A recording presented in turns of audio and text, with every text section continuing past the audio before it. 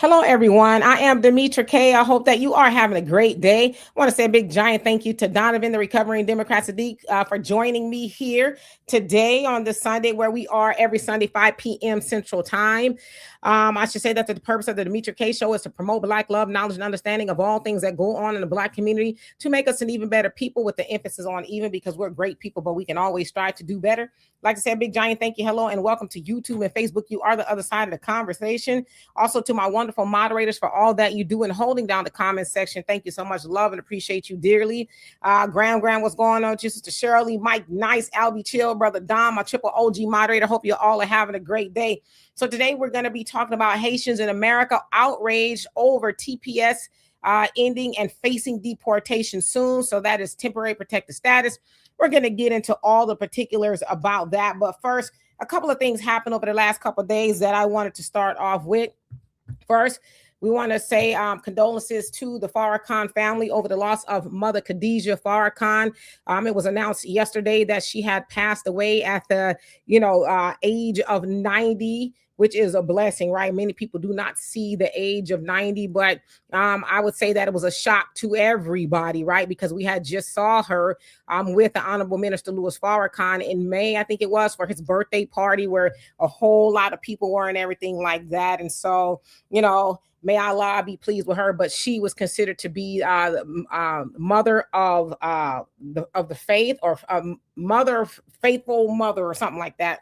Basically, she had a lot of faith in doing the role of the first lady of the Nation of Islam, where it was rebuilt under the leadership of the Honorable Minister Louis Farrakhan. I think it was like 1978 or something like that. Now, there's a whole lot of things that have been said about Mother Khadijah, all great things. I have not seen anything bad, so not that we care about that, right? But all great things. But one of the things that I think about when you think of a first lady of a church, especially, is that oftentimes it is a sacrifice. I remember a long time ago, a first lady of a church saying that I wouldn't have chosen this for myself. I would have done something else. She said, I wanted to travel, go to France, and, just do my thing. But her husband was called to be a pastor. And so she decided to do that. And she said, yeah, there was times that I was like, wow, I just don't want to do it. So when I think about that, and I don't know that to be the testimony of Mother Khadijah, but I just think of the awesome responsibility that it is to be the first lady, behind such an awesome man. And we also know that the Honorable Minister Louis Farrakhan referred to Mother Khadijah as the wind beneath his wings. And, I saw a video not too long ago where he said if he had to give her a grade, he would give her an A+, right? And that she does a great job, or did a great job rather, of holding him together and, basically holding him accountable and things like that. So she will be missed dearly, but Allah is the best knower and his timing is perfect. And so as I learned, especially with the passing of my father, yeah, you feel sorrow, but you should not grieve, because Allah brought us here, and it's up to him to return us back to him. So, may Allah be pleased with her. Also, we want to give reverence to that of Tony Brown. Many of you guys have seen him and his works before, but Tony Brown, he passed away last week as well at the age of 93 years old. Now, a lot of us, and of course it was before my time, but he started off in the 60s with Tony Brown, the Black Journal on PBS. In fact, it is, I think, even to this day, known as the longest running program on PBS, okay? Now, Tony Brown's Black Journal, which turned to Tony Brown's Journal, it came about really to give Black voices and a educated opinion, right? Especially during the time of rioting and things like that. And of course, mainstream media, which we talk about a lot here, was painting Black Americans in a very negative light. So when he came along, he really gave it a, educated conversation. He had a whole host of people on there to discuss things Black American. But one thing about Tony Brown, he was unapologetically Black, did not care if the man, so to speak, liked or what he had to say. He was going to paint Black Americans in a good light and give us some other, something else to look forward to on the news about us. And so we want to say, may Allah be pleased with him. He is considered to be one of the founding fathers of Black media, right? So anyway, may Allah be pleased with him as well. Anyway, let's go ahead and get into it for the sake of time, and then I will pass it to Donovan. So as you guys may or may not know, last week, the United States Supreme Court handed Trump a victory per se during the Mullen versus Doe decision, which was challenging the temporary protected status ending for Haitians and Syrians. Okay, so the Supreme Court said from a 6-3 ruling that, hey, you know what? There is no evidence citing that Trump is trying to kick you guys out because of race. That was the allegation. And so they basically said, well, the Trump administration and the Department of Homeland Security, you are allowed to, is Donovan frozen? I think he might be frozen. We'll see. You are allowed to proceed with deportations. And so those are supposed to be ramping up maybe, right? July 1st, that's when they can start. When they'll actually start, nobody really knows if it's weeks or if it's months or whatever, but it indeed is up. Okay. Now, in regards to Haitians, 350,000 Haitians face deportations. Now, we should say that the Obama administration gave them temporary protected status due to the earthquake that happened in 2010. And so many of them were allowed to come over here to work, right? And to be here on a temporary basis due to the destabilization rather of what was going on there, the infrastructure. And some people say it's just unsafe with crime and violence and things like that. Now, from what I understand, there was about, 12, maybe to 18 renewals of the temporary protected status, because it can be renewed either 6, 12, or 18 months, just depending, right? So I believe this particular one was up in February. So they had took it to the Supreme Court. Again, Supreme Court, 6 conservatives, 3 liberals ruled on it, and the conservatives won, for lack of better words. Now, as far as Syrians are concerned, they also got temporary protected status in 2012 under the Obama administration as well. It's about 6,000 of them that are facing deportation. Now, they came over here due to violence and a civil war, if you will, that was going on at the time. Now, some of the benefits that they can get, let's see, they can get protection from deportation. They can get work authorization, travel, protection, so they can come back and forth without, being kicked out of the country per se. They also get an independent taxpayer ID, driver's license. They can get a social security number for employment purposes. And some states like New York can issue them, cash aid, but on a federal level, they can't get those things. They're not supposed to anyway. So of course, you guys know with that, there are a lot of people, especially the Haitians, that are very concerned and outraged over the looming deportations, because it sounds like the Trump administration is wanting to ramp that up. So I'm going to show you guys a couple of videos, just kind of highlighting what's going on. And then I'll go ahead and give it to Donovan. So here we go. We're going to hear from a woman who was not happy. Here you go. It's the time for all of us to raise our voices and to say this country is also our country, is also the country of our immigrants, because we are the one who built it. Okay. So her name is, and I'm sorry, I she's a doctor or something, so forgive me, you guys probably saw it, but nevertheless, she is outraged over the ruling. She basically said that immigrants built this country. And if, they don't want to go home. Now, I should say this. I did look, Syria and Haiti, they are still very dangerous. In fact, the United States has issued level 4 travel advisories for both countries, stating to Americans, hey, you might want to be cautious going over there due to what's going on. So I'm just telling you.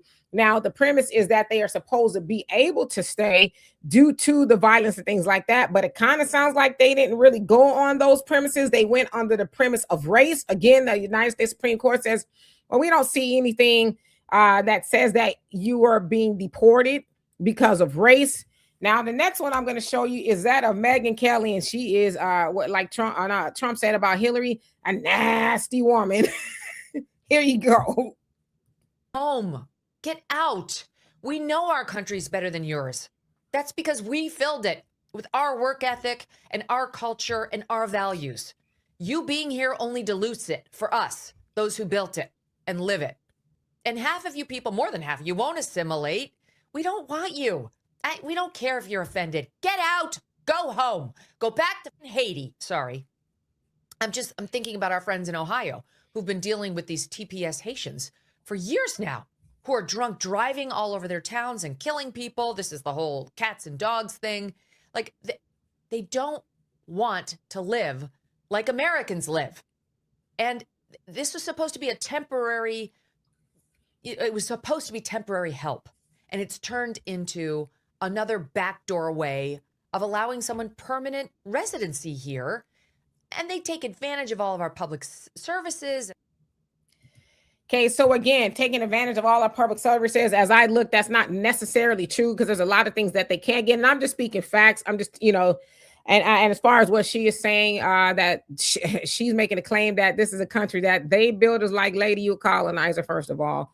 But she's basically saying to the Haitians, get out. We don't want you here. You don't want to simulate, to that of, I guess, America.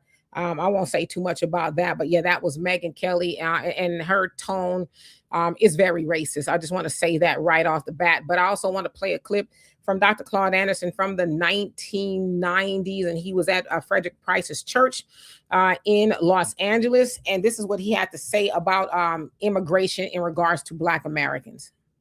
We have an unending influx of immigrants into the country. And that's what Dr. Price is talking about. And nobody, no Black politician, no Black organization wants to deal with that issue.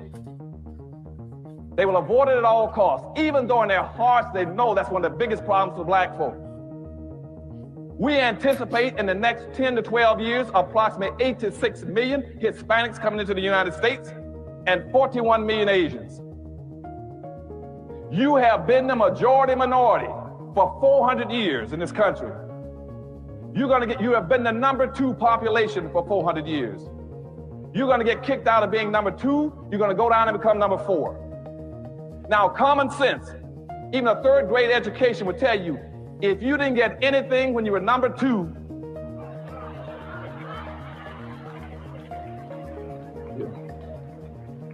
you all jumped ahead of me, but anyway, you can guess what you're gonna get when you become number 4.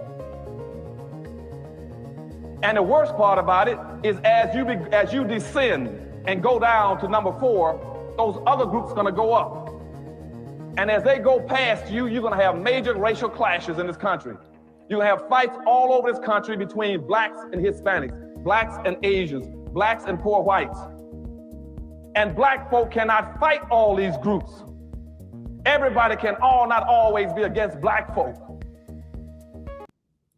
Okay. So again, that was Dr. Claude Anderson in the 1990s, basically foreshadowing what immigration would do to Black Americans. And if, boy, I tell you, if he ain't Nostradamus, because that's exactly what's going on to this day.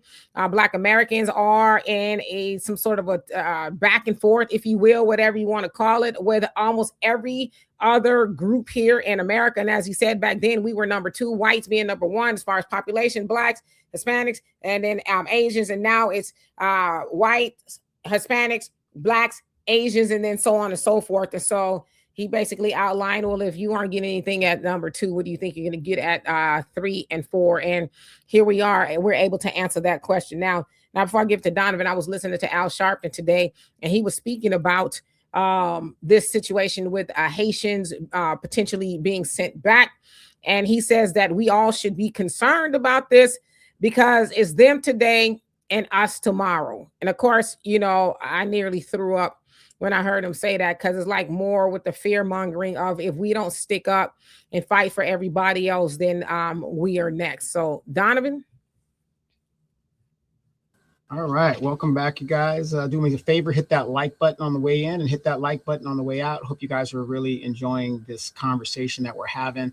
Again, thanks to our moderators and everybody that comes to the show and supports us wholeheartedly. Don't forget to download the African Diaspora News Channel app. Get it on Google Play, Apple Store. And if you look at our scrolling banner there's ways you could contribute Cash App, Venmo, PayPal, whatever. By the way, if I freeze up, it is not me. It is the program. I got a notice on here just now. It's the program of StreamYard.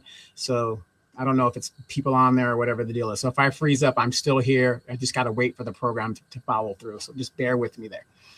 Okay, a lot to unpack here. I too saw the lady with the heavy accent talking about immigrants built this country, and I had to laugh when I saw her. That doctor, whatever, I believe she's a head of some kind of group down there in Florida. And here's a woman with a heavy accent that sounds like she just got off the boat, and she's talking about they built the country. See, this goes back to what we've been saying, the Emancipation Channel's been saying, and a lot of the New Black media have been saying. A lot of these immigrants, be it from Africa, be it from Haiti, be it from the Caribbean, whatever, they are taught that we as FBA are immigrants. That's their mindset. We're immigrants too.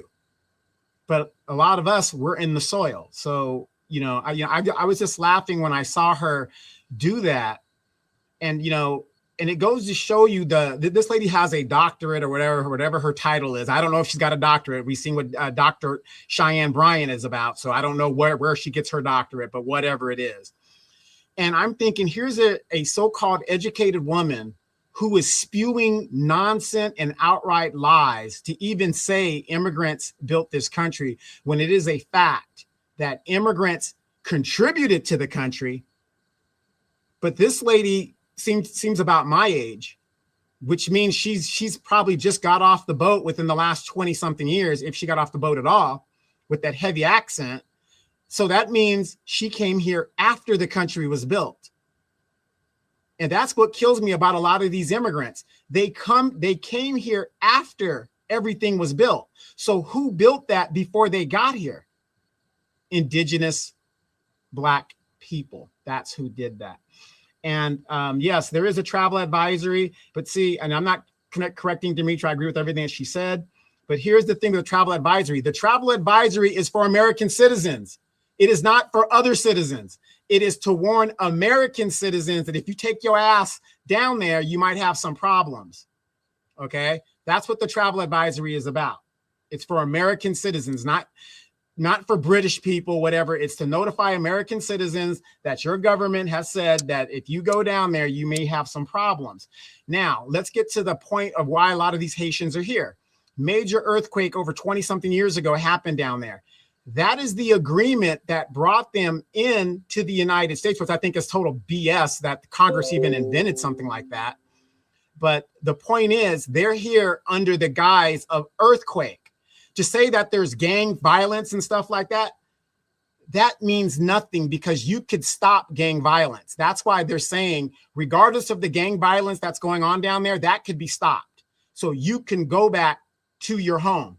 What do they tell Negroes here in the United States? Oh my God, I got to get out of the hood. There's so much violence in Compton. There's so much violence in New York. I got to give. What does the government tell you? Go back to your home. Yeah, we know there's violence there, but that's where you're from. Take your ass back to the hood. Knowing all the violence, Chicago, all the violence that goes down there, is the government taking United States citizens and saying, yeah, we got to relocate you somewhere else because there's so much violence in your neighborhood? No, they're saying go back to your home. And that's what they're telling these people. They came up here when they got approved to come into the country under TPS, temporary. They signed up for temporary status, knowing one day they will have to go back home. I'll give you a better example. When you let that relative or that friend of yours come and couch surf because, they got evicted, you know what I'm saying? They got evicted from their apartment. They need a place to stay for a couple of days. You say, okay, you can stay with me temporarily. When the hell does temporarily turn into forever? When does it turn in forever? When you tell somebody you can stay with me for a week, do you not want them out in a week? Of course you do. And then let's ask ourselves this. This is why the Supreme Court ruled on this. If the president, the executive branch, regardless of who the president is, has the power to give TPS, why wouldn't they have the power to take it away? Does that make any sense? You give the executive branch power to give temporary status, but they don't have the power to take it away. Make that make sense. I mean, the lunacy and the nonsense that is going on. And then Megyn Kelly. I saw what Megyn Kelly said, and I agree with her. I don't agree with the way she said it, but I agree with what she's saying. These groups come here, they do not want to assimilate. Why is it that FBAs, when we were brought here, we had to lose our religion, our identity, our way of life, all this other stuff? We're the only group, everything was snatched from us and we had to assimilate. These other groups come here and they form Little Haiti. They form Little Saigon, Koreatown, China, Little Dominica. They don't want to assimilate into America. So if you don't want to assimilate here, get the hell out. Why come here? And now we are seeing these groups that come from these S-hole countries, whatever, that bring their communism and their socialism with them. Don't get me wrong. We have a socialist system and, Medicaid and all this other stuff that we have. But the point is, it's not compatible with American life. If you're an extremist and you come to this country, the infidels of the United States, it's not compatible here. And we're seeing what the Democratic Party is doing now. And I'm going to tell you guys this. On my page, I have a lot of extreme Democrats. They will stand 10 toes down for Democrats. And Demetra, I looked at some of them and I wrote to them and I said, hey, how is that communism going on in the Democratic Party? Because that's their answer to MAGA, is communism. Now, show me in the world where communism is successful. And don't say China, because China works on a capitalistic economic system. The last pure communist nation is in Cuba, and Cuba's fallen apart. Of course, we know because of the embargoes and all that other stuff. But the main point is it's not working. Communism does not work if it doesn't have a form of capitalism. So when I ask my friends that are far-right Democrats, Demetra, they were silent. They were silent. And I said, this is, and Demetra, you said this many times, this is inevitably what's going to happen when both parties go too far extreme left or right. And you're going to get these groups in here. Now, these communists in New York, they're not going to win because both parties are going to jam up on that group and get rid of them. But I'm going to say this. The reason of the communist rising in New York is because of weak democratic leadership. That is how communists get into countries and they do this. They defund the police. Oh, we're going to defund the police. That is one of the first things that communists do. They want chaos so that they can get in. So Megyn Kelly, get back to Megyn Kelly. She reminds me of Cheyenne. She's the modern day Cheyenne Bryant. The Emmett Till lady. She's one of those type of chicks, the white chicks from the 1950s. Carolyn Bryant, because I was like Cheyenne Bryant, Carolyn Bryant. Yeah. Carolyn, I'm sorry. So I'm thinking of Dr. Cheyenne Bryant, but Carolyn Bryant. Because remember I told you guys, men are men, but the most influential person in a community is its woman. And Megyn Kelly reminded me of, if you look at old newsreels of the Little Rock Nine trying to go into schools, who were the main people jeering at those little children and, wanted to tear them apart? It was white women.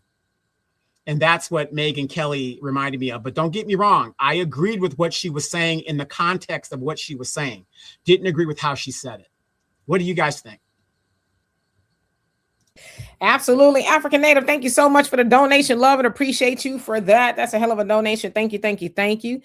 Quan, what's going on? It says rest in power. Mother Khadijah Farrakhan, in regards to Demetra, says to subject matter, why is half the U.S. named after French? 1/3 of FBA descendants have Haitian blood. Now modern, non-Black Americans need to go TPS status. Do you want to say something? The reason why a lot of the country has French, whatever he or she was saying, is, remember the Louisiana Purchase? Yeah. How much of land was purchased on that land? That was a majority of the United States. So yes, this is why. And I'm from Louisiana. I was born in Louisiana. They still operate under the Napoleonic codes. They don't have counties and stuff. They have parishes. So yes, that is a reason why. But this nonsense that most of us have a little bit of Haitian in us, that's nonsense. Don't even agree with that, because being from Louisiana, do they speak patois and all that stuff like that? Yes, they do. But it's not in the context that they try to blow it up like everybody's got a little Haitian in them. That is nonsense, and it's not true. Yes. And so welcome to everybody. So yeah, and the other thing too I want to point out is with the the TPS status, temporary protected status ending for Haitians and Syrians. It's Syrians, but it's more Haitians than it is Syrians. 6,000 Syrians, 350,000 Haitians. A lot of people are pretty I'd say mad at President Trump. But when Biden was in office, we all remember what happened, especially when the Haitians, they tried to come over through the Texas southern border. They were on top of horses, they being the border patrol, lassoing them up, right? Biden said, oh, we can't afford to keep them here. And they, right? They flew them out. So I just think that has been all kinds of administrations being, if some people are accusing Trump of being unkind to the Haitian community. But we know that with Biden, he opened the doors for a whole lot of other people. Now, I've also said and always said that if anybody deserves TPS, it probably would be the Haitians, right? Some other people, but Haitians for sure, because as somebody else pointed out, the United States has had a hand in destabilizing the Haitian government, especially under the Clinton administration and things like that. Now, a lot of people are saying, it should be temporary. Yes, it is temporary. But then a lot of people are also asking, well, why didn't you in all this time, right, especially since 2010, work toward getting permanent status here? Now, as many people have said, yeah, they own businesses and things like that. They can own and operate, certain businesses, businesses, but it's the way they're formed, like LLCs or something like that. I think that's how they have to do it. So they're allowed to do that. And so I think the obvious question for a lot of people is, well, why would you own a business over here, but not make sure that you can stay, God forbid something happens? And I would say, unfortunately for them, some administrations, right, have made it comfortable for them. Even when Trump was in office the first time, he talked about it, but he wasn't really about it. Okay. Now, even though when he was campaigning his last time against Kamala, he kept saying, hey, we doing deportation, mass deportation. He was saying that in juxtaposition to what Biden had did. He did a mass immigration, right? So he says, we're going to turn it around. Their goal was 2 million people deported in his first year. It is said that they deported, some self-deported, about 2.6 million. So they said that they were on schedule, and it sounds like they're going to be ramping it up even more so, because they did get the $70 billion funding for Department of Homeland Security. That was the point of contention there in the House between the Democrats and the Republicans. Now, this is the thing. So some people are saying they don't know exactly when. It sounds like Trump is like right now type thing. It could take weeks. Again, they have the green light on July 1st rather. So it could take weeks. It could take months. So there are ways, and they're probably thinking about this now, that they could stay. Maybe they knew somebody here, they can get a green card type of thing. And some other ways somebody can sponsor them as far as an employer to say, hey, they good with me, I'm gonna sponsor them. And then that has to also be approved. So it doesn't sound like the Trump administration is wanting to make any concessions on that. Now, let's go back to why they took it to the Supreme Court to challenge what Trump was doing, because they said it's due to race. Again, Supreme Court says we can't really prove that. Now, do I believe it's due to race? Absolutely, it's due to race. Let's not lie to kick it, right? Because we know that we know what the systematic racism in this country operates. Yeah, so he's also trying to bring over a whole bunch of white South Africans. He doesn't have a problem with white folks coming over here, although the white South Africans are like, yeah, I don't like America. I'm going to go back or whatever it is. But I will say this, and I didn't want to really go too far into the paint, but we have seen copious amount of commentary from Haitians that are here especially in regards to Black Americans. And it's like, wow, again, another group of people, and we should keep it a buck too. Haiti is the only one that fought for and won their freedom out of slavery, right? But then you come over here and you disparage Black Americans who have done nothing at all to you. Right now, you guys might infamously remember the Haitian. She went on some podcast or something, and the first words out of her mouth was, "You dirty Black Americans," and they're like, "What? Huh? Like, how did we get here?" So, and she had an accent as well. So I don't know if this particular ruling is going to affect her, but I just think it does deserve a conversation, because the group of people who know how to put feet to the streets and, make some things shake, whether, it was a civil rights movement, whatever it is, you want to come and disparage us. Now, another group of people learned that the hard way as well, and that was the Latinos. Well, I would say Latinos predominantly, but immigrants in general, when they would be doing these, ICE protests and things like that, one of the things that they were requesting is the help of Black Americans. And Black folks are like, well, you don't really like us any other time, right? You call us names and a whole host of other things. And so now that the man is on you, you want us to help. But see, the other thing too is, well, Black folks have been trying to tell y'all this is a whole different breed of racism over here. But see, they have listened to the narrative, which is why somebody like Tony Brown's Black Journal or Tony Brown's Journal was so important, because he would dispel a lot of things about Black Americans that people might hear, from the media. And so a lot of people hear these things about Black America or Black Americans and then decide that they will punch down on us. And it's like, well, we can't be deported. In spite of what Al Sharpton says or any of the other people, you guys are next. Where are they going to deport us to, right? So that's that fear mongering. But the other thing I want to say too, before I give it back to Donovan and I jump into the comment section, both of those TPS statuses, if you will, were given under the Obama administration, the first Black president.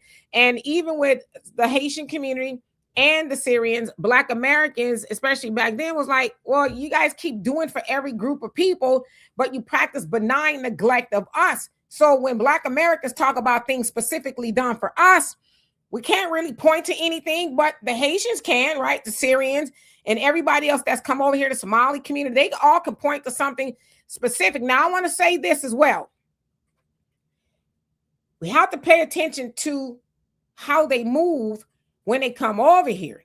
They come over here. Yes, they build businesses. We know that they have a lot of programs and legs up and helps and things like that, but they also plant roots into political offices to where they can legislate for their own community. So we have to take note of that. And that's the other way I don't say illegal immigration, but immigration in general hurts Black Americans, because when we vote for the Democrats, and normally that's the Democrats doing that, we don't pay attention to whether they are Black American or Haitian or Jamaican or whatever it is. And then we look up one day and say, well, how is it that Yvette D. Clarke ends up as the president of the Congressional Black Caucus that does absolutely nothing for Black Americans? So there's a whole lot going on there. But Donovan, then I'm going to get back into the comment section. Yeah, I'm not going to take too long with this because it's all total nonsense. The reason, like I said, you cannot explain to me how you've been here almost 20 years, knowing that you're here on temporary status and you might have to go back one day, tomorrow, next week, at any time. And you didn't do anything to upgrade your status. You didn't marry an American. You didn't apply for a residency card. You didn't do anything. So now it's time to go. And I want everybody to understand this. They say it's estimated 350,000 Haitians have to go, right? This is another reason why Trump is fighting for the 14th Amendment thing that's going on. During the almost 20 years that those Haitians have been here, how many kids do you think were born during that time of people that aren't even citizens? But their children now are citizens. That makes more competition for our children. But I can say this, it is time for them to go. They were here 16 years. Nobody stopped them for upgrading their status. They had all that time to upgrade their status. But I'm going to tell you what I think that they were doing. Hey, we could hide among the Black people. We could hide among the FBAs. I'm Black and, they look like me and blah, blah, blah. And then if it really gets bad, the Negroes are going to do what they always do. They're going to stand up for everybody else but themselves. And that's what they were counting on. But it's a new day now because again, if 350,000 people have to leave, plus the Syrians and plus the Venezuelans, I think there was these other smaller groups. They only highlighted the bigger groups. There's a bunch of smaller groups that have to go as well. Y'all, the longer these people are here, basic economics, the more people you have, the bigger the demand, supply and demand. The less people you have, the prices come down. The more people you have, the prices go up, right? But this also means, especially you guys down in South Florida, that means there's going to be jobs opening. That's what that means. Jobs will be opening. So if you are looking for a job right now, you better keep your ear to the street, because these people have to go back. And you would be a damn fool to get in the streets and protest and for these people to do this. I want me personally, I want immigration the right way. I can't go to their country and do what they do to me, even though right now Haiti is in turmoil and they're going to tell you the gangs control everything. No, they do have a president. The president was appointed by the UN or something like that. Some guy is there. It's a weak ass government, but their government is there. Do you guys realize, as bad as Haiti's government is, they still enforce their immigration laws there? If you go there, they still enforce their immigration laws, as bad as it is there. So my point is this: it is time for these people to go. I want less competition for my children. I want less competition for my fellow Americans to get these jobs that they need to get to feed their families. America first. I don't disagree with that premise. Anything extra, sure, help anybody you can help. But the mere fact is, you cannot go to any country in this world and overstay your visa and expect to get resources. It's not going to happen. If you look at some videos on YouTube, look at these Americans in Thailand and all these little countries over there, and they're just on the streets because they lost their wallet or whatever. They have no possible way of getting out of the country. Of course, if they go to the State Department will loan them the money to get out.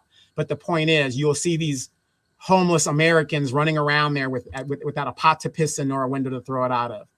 The immigration laws are basically universal around the world. So what is the outrage? It is time for these people to go home. I'm sick and tired of these people coming here telling me how great they are. And the Haitian Revolution, you guys haven't done nothing since the Haitian Revolution. I'll give you the credit that you had, but that was over 200 years ago.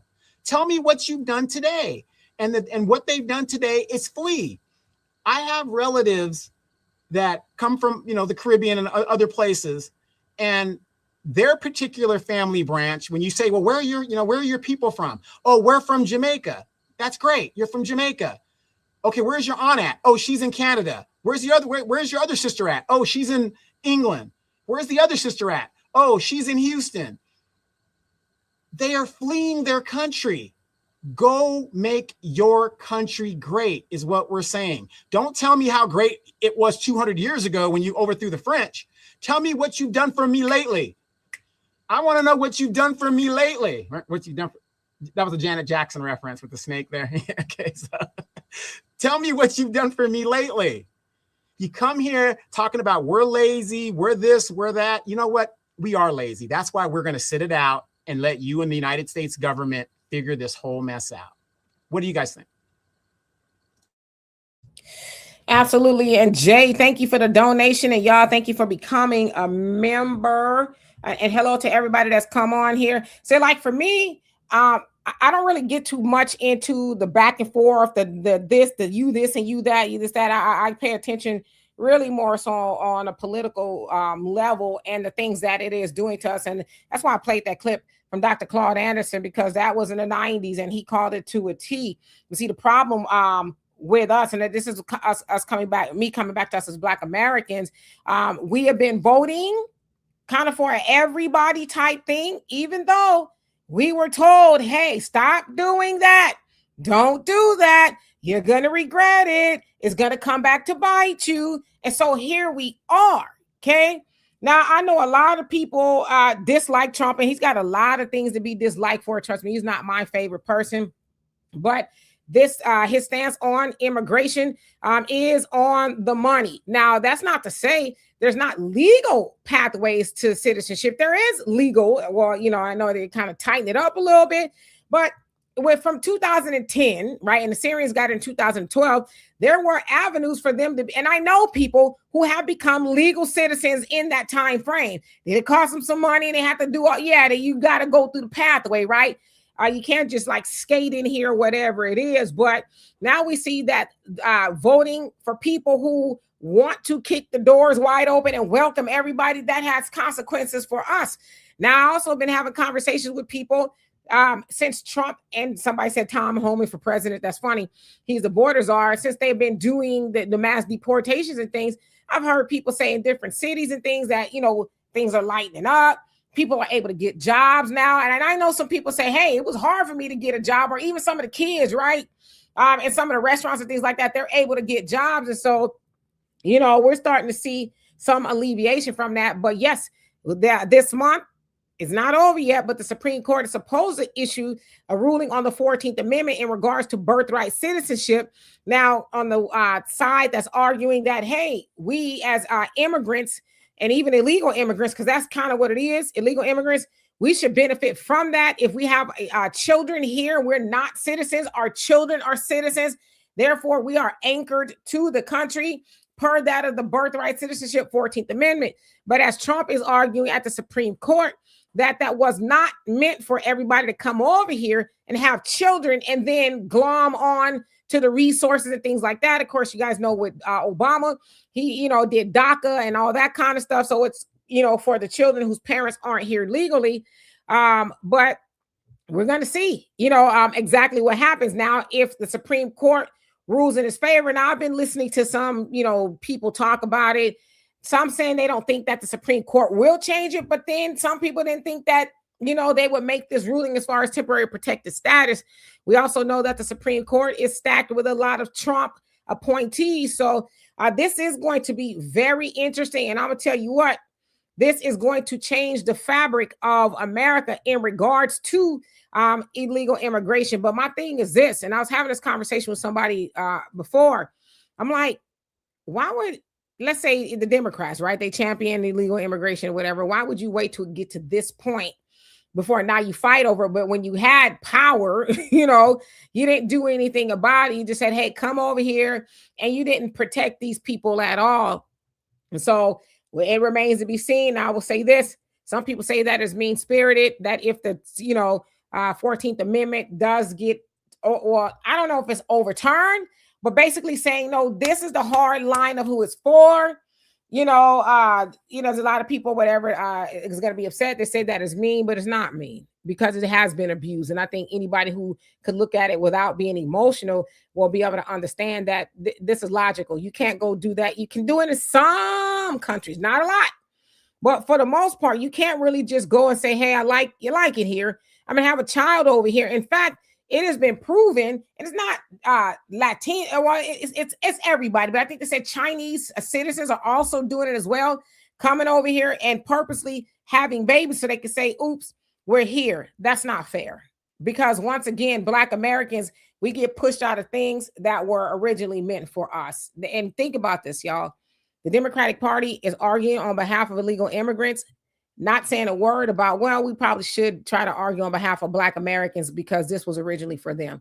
So think about that the next time you want to give them a vote. And I'm not telling you to vote for the Republicans. I'm just saying to just be objective about what you're going to do. Well, here's the thing, though. And, you know, I do believe this channel and Demetra's channel is very, very fair in how we cover things. Because remember, the Supreme Court is 1/3 of the government. So, Demetra, how do you overturn a Supreme Court decision? You make a new law or you adjust the law that is already on the books. So right now, the Democrats should be making legislation to help their illegal and, you know, and TPS future voters that they want. And when they get in power, or even if they don't have to wait till they get in power, get a bipartisan, because remember, the Asians got a bipartisan bill overwhelmingly. So they can override what the Supreme Court says and adjust what they need to do and make a new law. So all is not lost. We are going to have an election in about 2 years, 3 years, or whatever it is. And if they get back in power, that's one of the things that they can do. They can write the law and reinstate the TPS and all this other stuff that they want to do, whatever, and then it can override what the Supreme Court does. But I'm going to bet this. Because of precedents of over 100 years of birthright citizenship, I am going to say this. I believe they're going to interpret the law for the slave, is what it was meant. And I think going forward, they're not going to strip anybody of their citizenship that has it already based on precedent. But I think going forward, they're going to say, from moving forward, you have to have an American citizen. One of your parents have to be this, whatever. Both parents can't be illegal, whatever. So moving forward, I think they're going to adjust the rule, but they're not going to strip anybody of citizenship. So that's what a lot of people are worried about. They're going to strip people of their citizenship. No, that's not going to happen. Well, they're worried about it because there are some that are talking about doing it. I forget the senator's name. There's a few of them talking about they want to, strip certain people of citizenships and things like that. But it's like, okay, now y'all going a little bit too far into the weeds, because what they're basically saying is, we want to keep it as white as possible, because let's keep it real. They know what they're dealing with. They know it's a numbers game for them. They're not really populating like that. And so they're like, we're going to try to do everything we can to keep this country that we stole white. You know what I mean? So they are having those conversations. Y'all, thank you so much for that. It says, when the 14th Amendment ruling comes out, they're really going to be hurt. Well, they're supposed to render that decision this month. This month ends Tuesday.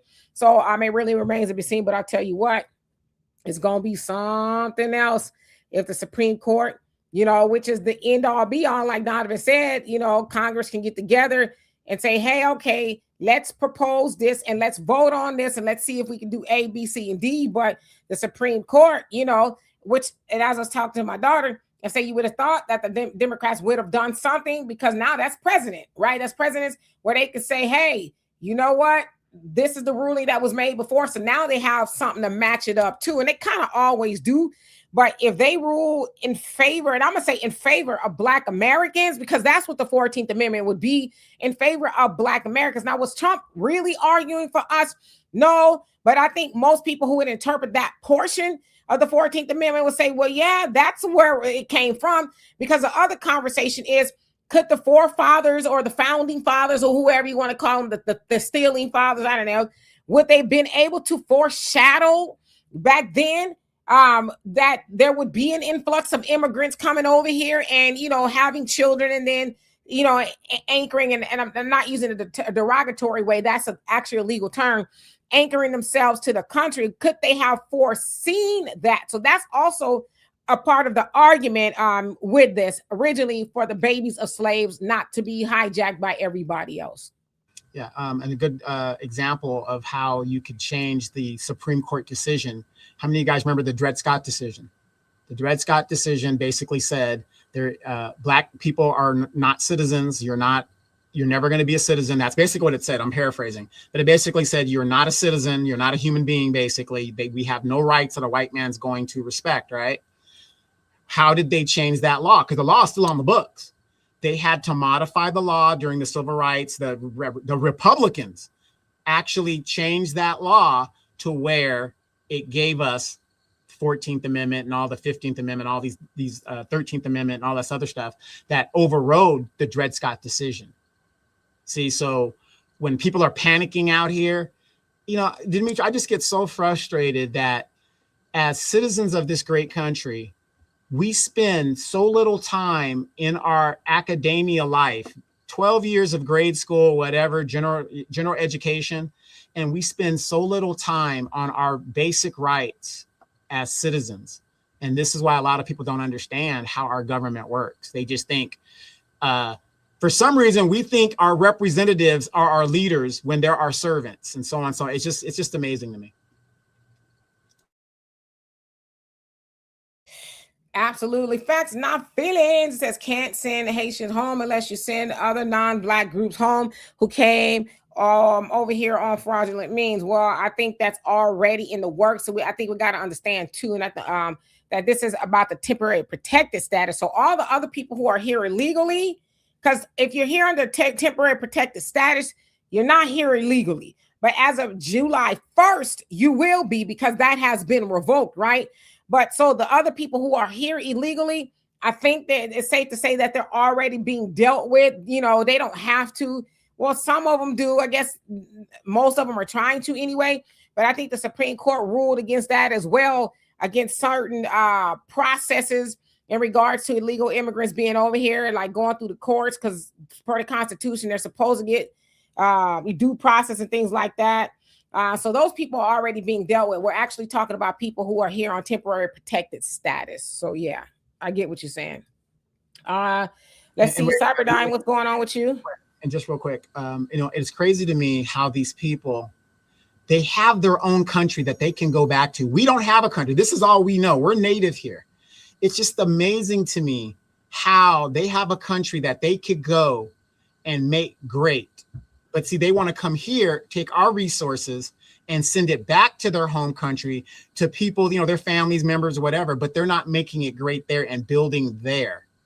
You know, like I said, go to Haiti and just mention the word Clinton. Just if you get a chance, not in the urban areas, but if you're in Haiti and some other area, just mention Clinton, and hopefully that person won't have a machete in their hand. Absolutely. So yeah, you know, I know the argument is they can go back and do this, that, and the other, but I think we also got to, because I like to have like the whole conversation. A lot of those people were told they can come here, you know, under refugee status. That's how the Somali community got here. I know a lot of people talked about the Somali community committing fraud and things like that. And as I said, when I heard people talk about it so much, I was like, well, let me see what's going on. Because I'm one of those people, I like to see the whole side of the story. And they were, in fact, invited to come here, right? The Somali community there in Minnesota, when Nick Shirley went out there and did this expose and all this other stuff, you know, people ran, you know, did, you know, a number, if you will, talking about the Somalis, but they did not talk about how they were invited to come over here due to the destabilization of their government. Most notable, Black Hawk Down. Most people can resonate with that. So that's how they came over here. And a nonprofit group in Minnesota said, hey, that they're coming over here, we can actually help them with resources and get them set up and things like that. So that's how the Somali community ended up being the second largest Somali community outside of East Africa in Minnesota, right? So we also got to give it context. Now with the Haitians, the Syrians, it is a known fact that their government is, you know, going through some things, whether it's civil war. And if you know, right, a lot of times, and I haven't really researched Syria yet, I plan to, but a lot of times the United States, they're very complicit in destabilizing the government like they were with Somali, right? And they have been complicit since the Nixon administration. So in the 90s, it was like, okay, you got this, you know, civil war going on and it's a lot, there's famine and things. Y'all come over here. Again, I'm just trying to give it a context, because while I do agree that when you bring other groups of people over here, it does hurt American citizens. And we know disproportionately Black Americans, because we are always getting benign neglect. But when you only have the conversation from the point of view as they just need to go back home, it's like, okay, well, let's figure out why they got here. So keeping in mind that why they're here, also think about, did you vote for somebody who championed them coming over here? Did you vote for somebody that also helped to stabilize their government? I'm just saying, these are some things that we have to ask ourselves so that we don't continue to do those things, right? So, because I think we cheapen the conversation when we just say, oh, they got to go home. They got to get the hell out of here. Is it true that they have to? Yes, but let's not be dishonest in our conversation. Because what's going to happen is we're going to keep doing it over and over and over again. And then, and like Facts Not Feelings said, nobody talks about the Indian community. I live in Texas, and I'm going to tell you what, there's a whole lot of them, right? And we know it was an HB1 visa conversation and all that going on. So we have to be cognizant of why they're coming over here. And just think, if Kamala had won the election, how many Indians, the gates would be blasted right open. But I agree with you wholeheartedly. But here's another thing, and if you guys go to my Facebook page, I put up the agreement of what a TPS means. It means you don't come over here and rob us deaf, dumb, and blind. That is disqualification for you to be here. Do you guys realize there are 350,000 Haitians? Of course, there's a small part of that community that's probably stealing, like in the Somalis, right? You got a small part of that community that's involved in stealing. It is very rare that people that break the agreement are deported out of the country. It is very rare. And even though TPS, if you do a crime, you are immediately deported. Your status is immediately gone. And very rare does that happen. So again, yes, importing these people here makes it more competition for us as Black people, our children, all this other stuff. But when you come into our house and you're stealing our goods, everybody has a problem with that. You're a guest here, and this is what you're doing. So. Truth Hurt, how you doing? It says Haitian political leaders are corrupt if the United States can continuously interfere with clandestine activities. Yeah, and the last Haitian president that was assassinated, the United States allegedly, right? They found some of their military, Navy SEALs and things like that over there. And people said that they played a part in assassinating Moises, I think that was his name. Forgive me, but they had a hand in doing that. So I think, like you said, Truth Hurt, we have to tell the truth about the whole story, right? And as I said, if you're voting for people who are okay with doing what they're doing to other countries, then you're part of the problem as well. And then if you're voting for people who will champion illegal immigration or doing for people who are here, because if you're here on a temporary status, you are here legally for the time being, right? But if you're voting for people who would champion that, and then, because the reason why it's temporary, or they give it a temporary status, because they're like, hey, some of the things that's going on over there is fixable. Okay, that's the ideology, that it's fixable. The crime and things like that, if we help get your government stabilized and things like that. But then if you think about it too, especially when Doge came about, and I'm not saying that any of that should be, going on, they removed a lot of aid and stuff from a lot of countries as well. So again, under the premise that it should be fixable, that's why it's temporary. It's not like you can come over here and you stay because your country is just screwed over forever. But in a lot of cases, they're not fixed. So I just think we should just tell the whole story. Yeah, and Dimitri and I were over there, or at least we're in the Dominican Republic side, and you guys, ask yourself this. Do you guys know there is no arms manufacturing in Haiti? So where did all those guns come from? How did they import all those guns? Yeah. See, there's a bigger phantom menace behind all this. But real quick, I want to talk. Allah, only amazing God, said Haitians are Black, and we Blacks need to reunite against racist Trump goons. Okay. I respect your opinion on that, but this is why I'm not a Pan-Africanist, and I've never been a Pan-Africanist, because Pan-Africanism, guess who's the only group that practiced it? FBAs for 60 years. And these other groups, they don't practice Pan-Africanism and uniting. They had 60 years to unite with us. And what did they do? I'm going to form Little Nigeria. I'm going to form Little Dominica. They don't want to do it. We're the only group that does it. In Africa, the problem in Africa is tribalism. Doesn't matter if you have the same color skin. If you're not of their tribe, they don't want to deal with you. Black people are the only one that does Pan-Africanism. And, we're done with it. We tried it 60 years. Nobody wants to ally with us. We have no friends. So I respect your opinion, but I think your opinion's a little outdated. Yes, and if I remember, it says the comment, right? It's basically saying we should all unite. We should. That is the truth. We should all unite because the darker people of the earth have the same oppressor. Okay, everywhere you go, we've all, whether you Black, brown, yellow, red, whatever you are, we have the same oppressor. But we also got to remember that there was a number done on each one of us, right? With this hierarchy, you better than that one, this one, that one, and that's done on purpose so that the darker people of the earth do not unite. So should there be Black and brown unity? Yes, there should. Has there been? No. Right? As I always say, Whenever they talk about black and brown unity, it's always when they want the black to get together with the brown, but never the brown to get together with the black. So that has to, go both ways, as it does with every other community.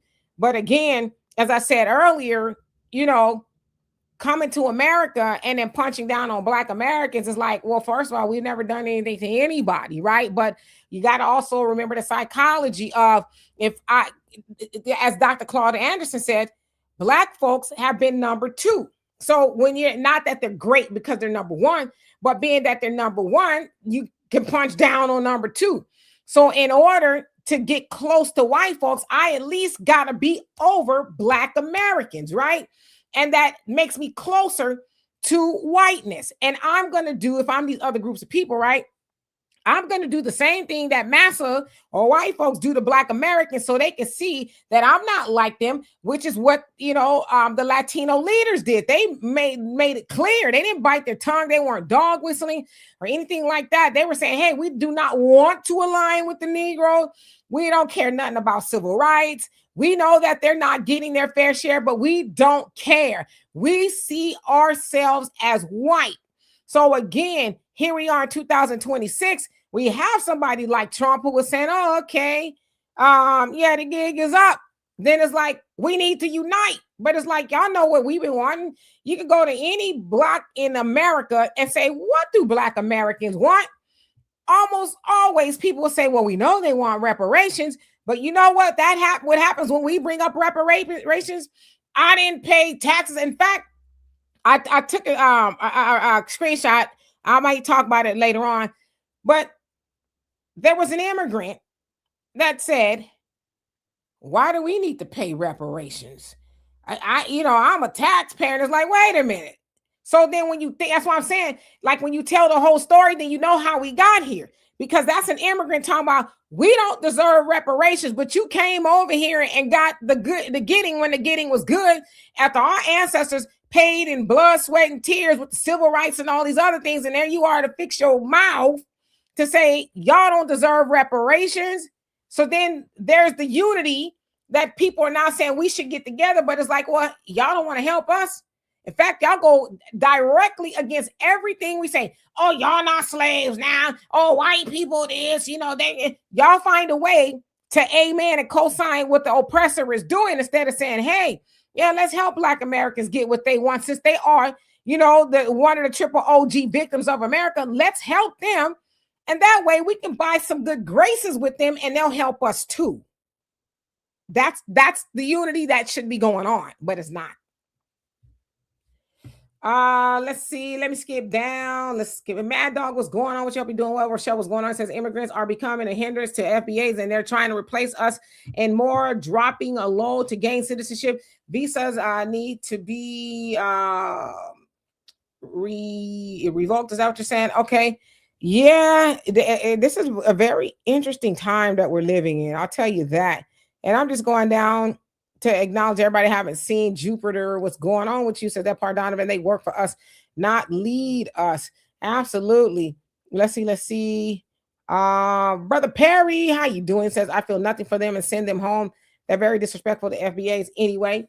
Arnima says they are supposed to be our servants, but they're not unless you have enough money. But that's our fault as well, because we continue to send people to office or whatever it is. That what thumb their noses at us. Is like, no, we send you there to do for work for us. It does not the other way around. Half the time they won't even speak to you. Right. And hey, don't get it twisted. Black politicians ain't that much better. FBA politicians ain't that much better, because if they were that much better, why are Black people still in the same position they were almost 80 years ago?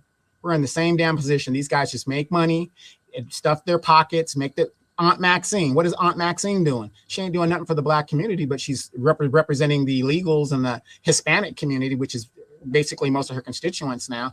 Look at Jimbo Clyburn, the number 3 Democrat. Number 3.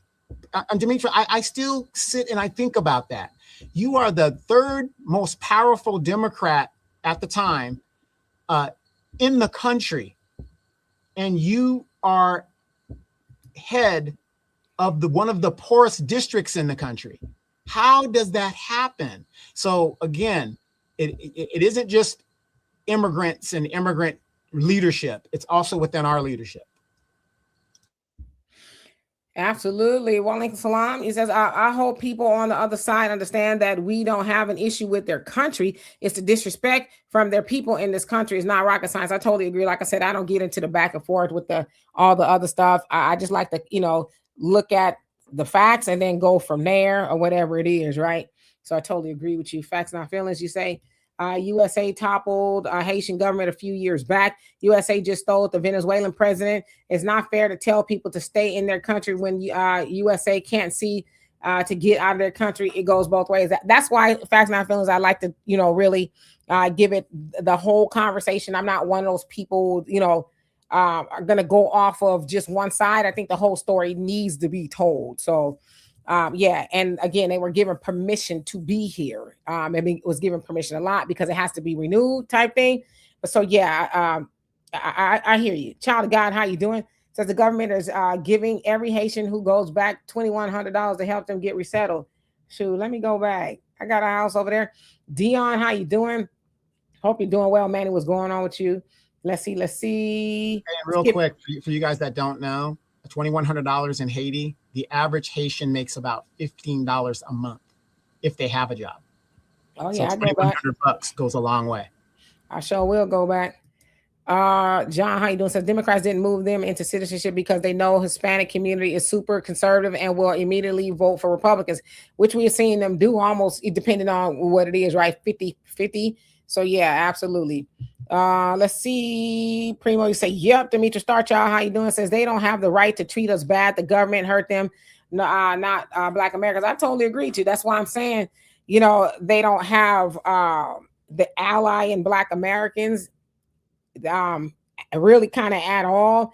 And why you hear a lot of people trying to guilt Black Americans in. It's like y'all don't guilt nobody else into aligning with other people. It's always Black Americans. Like somebody said, I talked about the other day, he's a Latino. He says, how come the Latinos don't go ask the Asians to help them? Why are you going to Black Americans? Everybody wants to ask Black Americans, but you're like, we're the most disrespected. And so it's like, if we're nothing, we don't have a culture and all these other things. It's like, well, why do you need us for? We ain't nothing, per what they're saying, right? Let's see. Just skipping down, Great Blackness. It says people will be reporting them to get them out faster. Yeah, unfortunately, they got July 1st is when they have to start leaving. So, Roxy, what's going on with you? With that $70 billion that the immigration enforcement has, they have been gearing up in a military operation.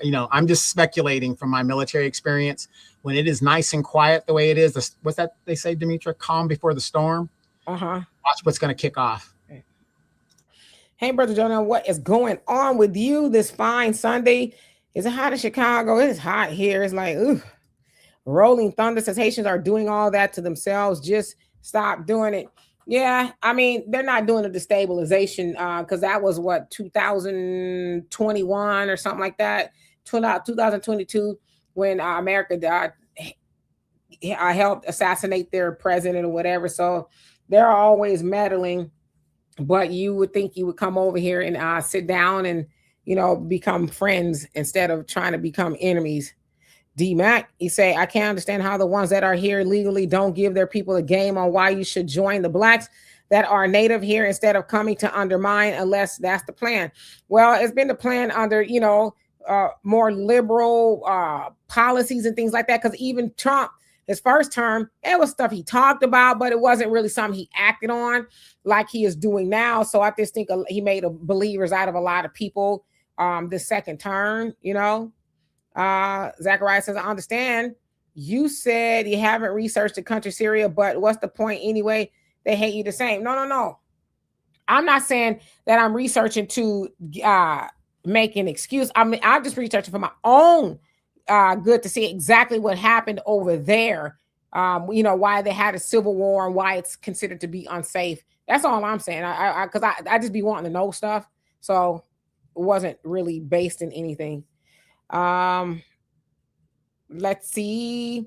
Eric, thank you so much for the super sticker, the donation. Love and appreciate you for that. Every little bit helps, so I appreciate it. Thank you. Harley, how you doing? Long time no see there. He says, I don't live in Texas, and I know it's hella Indians in Texas. That is just Little India. Now it is. There's a lot. And what I noticed too here is they do have their like own little enclaves of, you know, different places that they live and, you know, all of that. So very tribal behavior from a lot of people. D Will, what's going on with you? Says they turned their backs on FBAs. I don't even know if they turned their backs on us at all because they never were in alliance with us ever. You know what I mean? So when you turn your back on somebody, that means that you kind of were helping them and then you abandon them. So immigrants coming over here, they never were in a position to abandon us. Does that make any sense? They may say that we have done that and we're not abandoning them either. Now, they may say that we're abandoning because our politicians that are Black have championed a lot of things for them, but they didn't get our buy-in because we know that when the politicians who say they're for us go champion everything else for everybody else, then that continues the benign neglect of us, which means that they know we have issues, but we'll just pretend that we don't see it, right? We'll close our eyes and maybe it'll go away as we go help everybody else. And so that's why we are where we are as well. Let's see, skipping down. Tiz, what's going on with you? Says Malcolm X once said Black people need to unite with each other before you even think about anybody. Yes, with here in America, Black men and women in America. That was also said by the Honorable Elijah Muhammad, that we have to get ourselves together. We obviously Malcolm X, a student of the Honorable Elijah Muhammad, right? But we have to get ourselves together, do for self, accept our own, and be ourselves. Do for self, and all those other things. So, Black Americans, we don't have the time or the ability to really. We have the ability to some degree to help everybody else, but it's time that we focus on us. Like somebody said, it's not that we don't like those countries or people come from. We just don't like the disrespect. Just like with the Asian boycott. Many people are saying, oh, well, that's mean. It was just one guy. But I always ask you guys to hear that in reverse. And what they're really saying is, oh, it's just one Black kid. I don't understand why y'all are so mad. But we don't owe anybody anything. We don't owe them our money. Who we owe is ourselves. And we have been denying ourselves for a very long time. Buddha Cup, what's going on with you? Says folks only want to unite when it's beneficial to them only. Absolutely. Yeah. But, you know, ask yourself this. In the times that we're living, the economic times that we're living, money is tight. Everybody is getting it under this Trump administration, right? Everybody's getting it. If Blacks are uncomfortable, everybody's going to be uncomfortable, right? Money is very tight. Now, at one time, America was very benevolent to the world. Those days are over, and that's what these people got to understand. We're broke. America is broke. That is why we continue to go to war, to keep the economy going and all this other, you know, I mean, there's so many facets to it, but this idea that these immigrants have of this golden palace in America, and you go there and all this stuff is going to be available. We're broke. We can't even fund our own citizens. And we're going to go into debt for people that aren't supposed to be here. But then you go to their country, they protect their citizens, and, you know, under the same guise, they don't have the resource just to give their money away. And, you know, people have to realize that this is not the America of what's that plan? The Marshall Plan after World War II. And we're just giving all this money and helping everybody rebuild. And we're doing all that. We are broke. And this is the problem. And when people are fighting for limited resources, you're going to get some extreme stuff. Like I said, as a veteran, when you got 1 million veterans on the street, I get pretty upset at that. And I direct that focus on people that shouldn't be here. Again, if your household, when you do your budget and cousin Rufus comes over and then Chiquaqua comes, that's not in your budget. That is not in your budget. And you're going to get upset because it's making you work harder and harder. And so it isn't that we don't appreciate these people, whatever. The fact of the matter is we can't afford it. We are broke. Go home. James, he says, how did New Orleans vote in a Latino mayor? 60% Black residents there in New Orleans. Yes, Latino mayor who is an immigrant here. And let me finish, an immigrant here as well. So yeah, immigrant here as well. She's very pro illegal immigration, and black folks voted her in, but she also had the Democratic machine behind her too. So yeah, very good point. So that's why I said we have to get total context so that we can make better decisions. Sav, what's going on? She says, if the United States toppled their government, would they want to come to the United States? Of course, they want to come to the United States because they are getting, opportunities and things like that. They're getting a safe haven, because that's the premise of refugee status, is to be brought to a safe haven. So, of course, they will want to do that. But yeah, they know that the United States did that. The United States usually participates in destabilization of governments for their own purposes, right?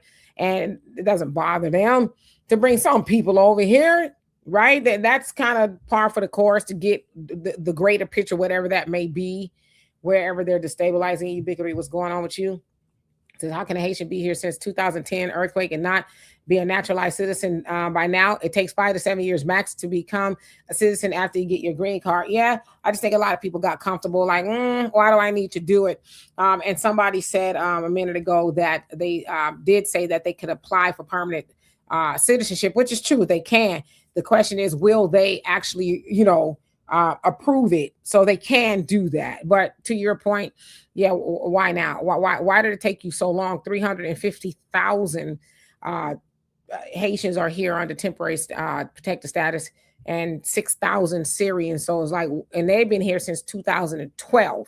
So what was the holdup? Russell, how you doing? Hope you're doing well. Says, Black Americans are the only fools who keeps who helps everyone accept themselves. That's why I said, well, see, when you tell the whole story, it's out of logic, not, out of emotion, because emotions, they come and go, but logic makes you think. So we have to understand that the politicians that we have been voting for have been championing these things. And somebody said something about socialism, facts and feelings, maybe it was you, socialism, communism, or whatever it is. Well, New York is seeing a whole lot of socialist candidates become successful, getting rid of what they call the centrist Democrats, who are kind of like, well, what had happened was we're going to wait and see. They're actually voting in candidates who are like, no, I'm unapologetically this. We need to do A, B, C, and D. Mondani, he is a Democratic socialist, and he said that he ran on that. And he is fulfilling a lot of campaign promises, freezing the rent for 2 years, put a moratorium on the deed thefts and things out there. He's opening up youth programs. I saw him jump in a swimming pool the other day with his full suit on, saying, hey, the New York City pools are now open for the summer and things like that. And so, yeah, the Democrats are actually seeing a reckoning. And that's why you see somebody like Letitia James speaking out against Zoran Mondani, saying, oh, well, in a sense, we don't really want to just destroy the Democratic Party. Is like, well, is he destroying it, or is he actually doing the things that y'all say y'all want to do, but you don't actually do? So, yeah. Perry, you say it's okay for them to delineate, but when we return the favor, it's now a problem, because you guys, again, you got to remember, we haven't been doing that. We have been strapping on the cape for everybody else and going to help everybody else put out their burning building. And we say, okay, now our turn. Can I get some water? And it's like, now, right? Because there has been no expectation from us. Like, I don't want to say we haven't totally, but we haven't acted on that. The way we vote, the way we spend money. How is it that we spend 97% of almost $2 trillion spending power with everybody else, and then we are still in a state of begging? We're coming out of that now, but giving all your money away and then saying, oh, I need somebody to help me, is like you gave your help away. Whose fault is that, really? Now, I know there's things like businesses and things like that, but we have to stop doing that. We can't do both, right? We can't complain about what's being done to us as we are helping them do it to us. Does that make sense? So, yeah. Real quick, you guys, do us a favor, hit that like button. It's absolutely free. And if you guys want to buy Demetra K a coffee, because she's got to get up early in the morning, please feel free to do so. Hit that like button so we could get this conversation out into the algorithm. And thank you so much. Brother Samuel says, I believe Pan-Africanism is the Honorable Marcus Garvey stated. However, it's interesting how the world serpent has conditioned blacks from the diaspora to identify as white. What do they call white? That sounds like a riddle there. What do they call white? Are you saying what or who? What do they call white? You talking about people?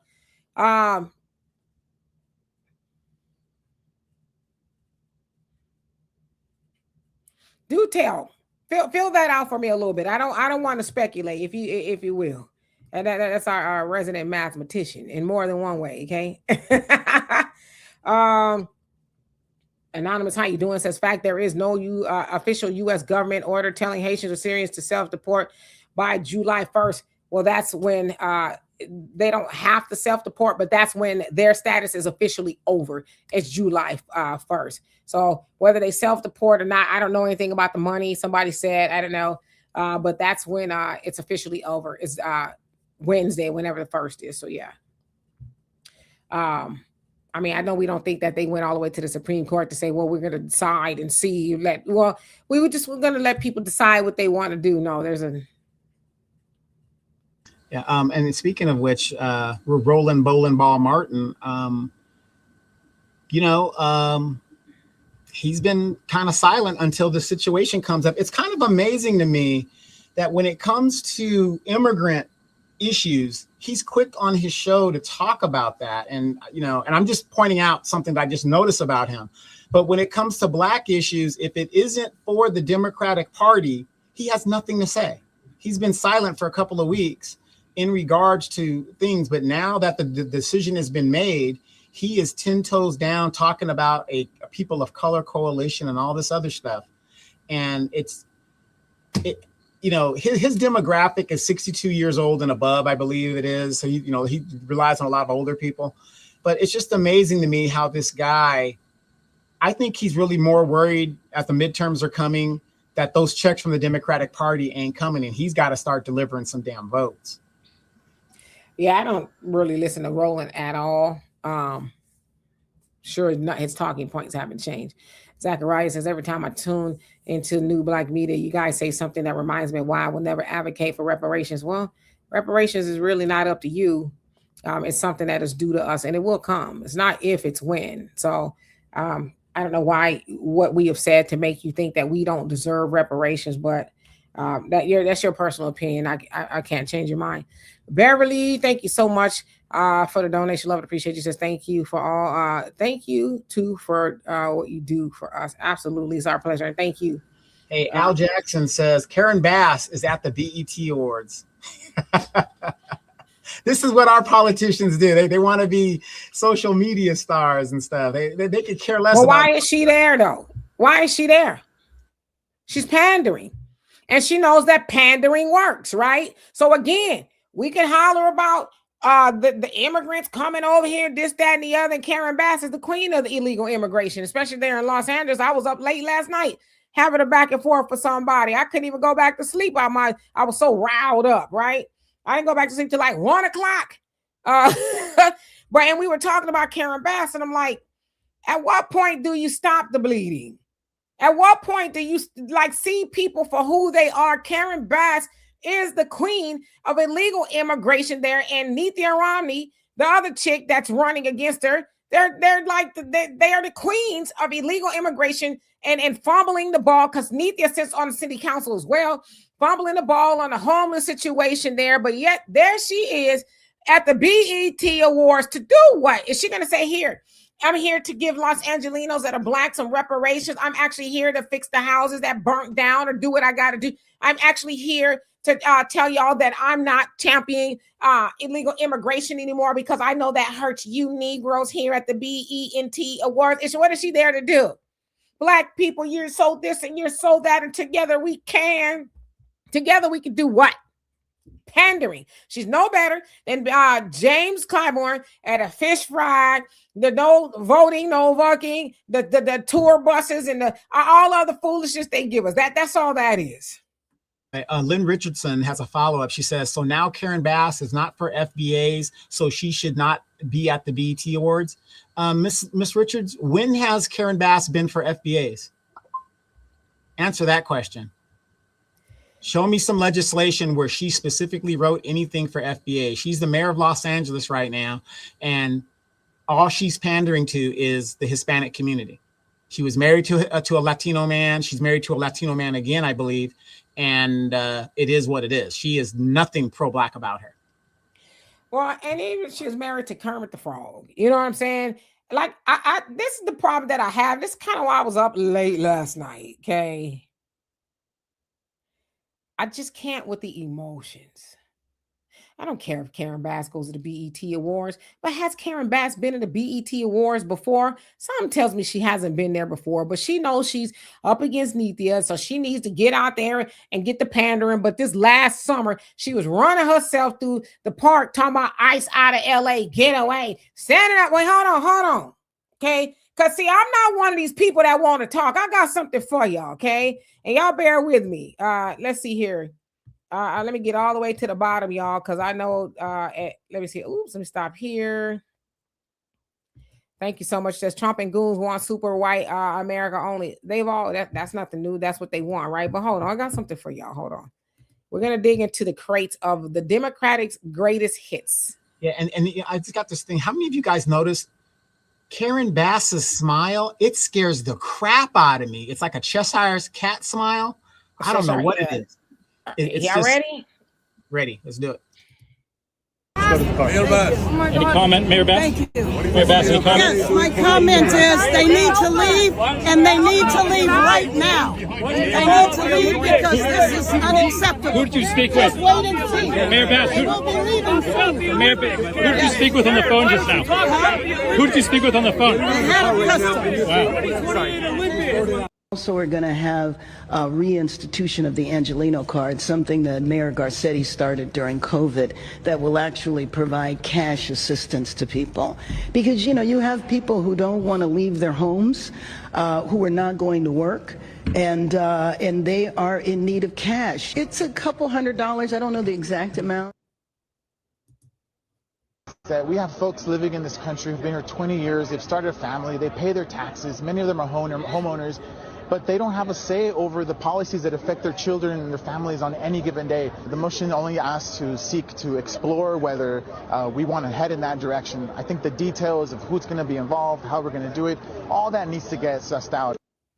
Okay, so what you saw there first was Karen Bass, who you guys are saying, you know, she can't go to, I don't care if she goes to the BET Awards, but that was her chasing ICE out of LA, illegal immigrants. If you are here illegal, that means you are breaking the law, but she's chasing ICE out of LA, does not want them to do their job, right? So she champions illegal immigration. There she was also talking about she's going to give them an Angelino card with a couple $100 because they're afraid to go outside because ICE might get them. Again, they're here illegally, but Black Californians, Black Los Angelinos are catching hell. They're being gentrified. They're being told they can't go here. They can't go there. Got everybody and their mama kicking Black folks in the tailbone there in Los Angeles. There's Black people coming up out the sewer in Los Angeles because they're homeless. And Karen Bass talking about my heart hurts. Oh, my heart is broken. So you don't know Black folks is living up under sewer, but you see, you know what's going on with all the illegal immigrants to the tune of giving them money.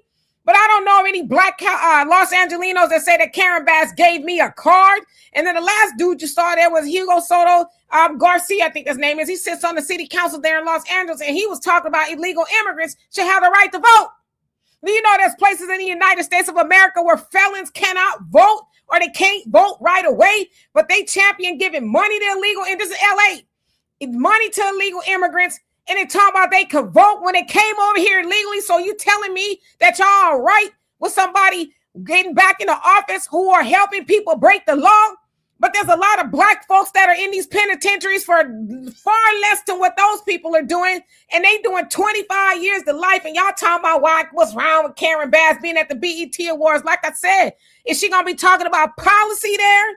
Something that she's really actually going to do? The answer is hell no, because she know Negroes are silly and they get all warm and fuzzy to have a politician show up at the BET Awards to do what? I'm interested to see what she's got to say, but I tell you what, she ain't coming with no checks in her hand, not for Black folks anyway. And by the way, they found out that some of those Angelino cards, $34 million of taxpayer money was funded through a GMO or whatever you call that. Those nonprofits that went to non-citizens. So that's another thing. And also 970 homeless Asians was given $1 million in the city of LA because they were homeless, but then they had 21,000 plus Black people that were homeless. They got 0. And this was Karen Bass. Yeah, so why y'all so tender? I'm saying it just in general. Why are people so tender? Karen Bass, we need to have her in there to do what? Black folks are catching hell in Los Angeles. And y'all want to see more of that, and Nita ain't no better. People talk about, Spencer Pratt, he's a reality star. Opposed to what? See, what people don't realize, and Honorable Elijah Muhammad said it, that we are politically immature, and a whole host of other people said that we are politically immature. But do you guys know that Nithya and Karen have a record to run on?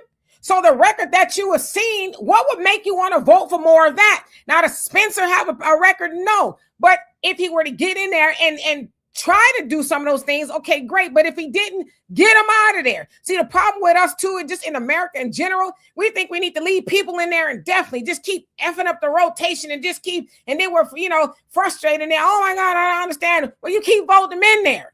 So we got to grow up politically and stop, cause she Black. She talk a good game. But what do you have to show for it? Absolutely nothing.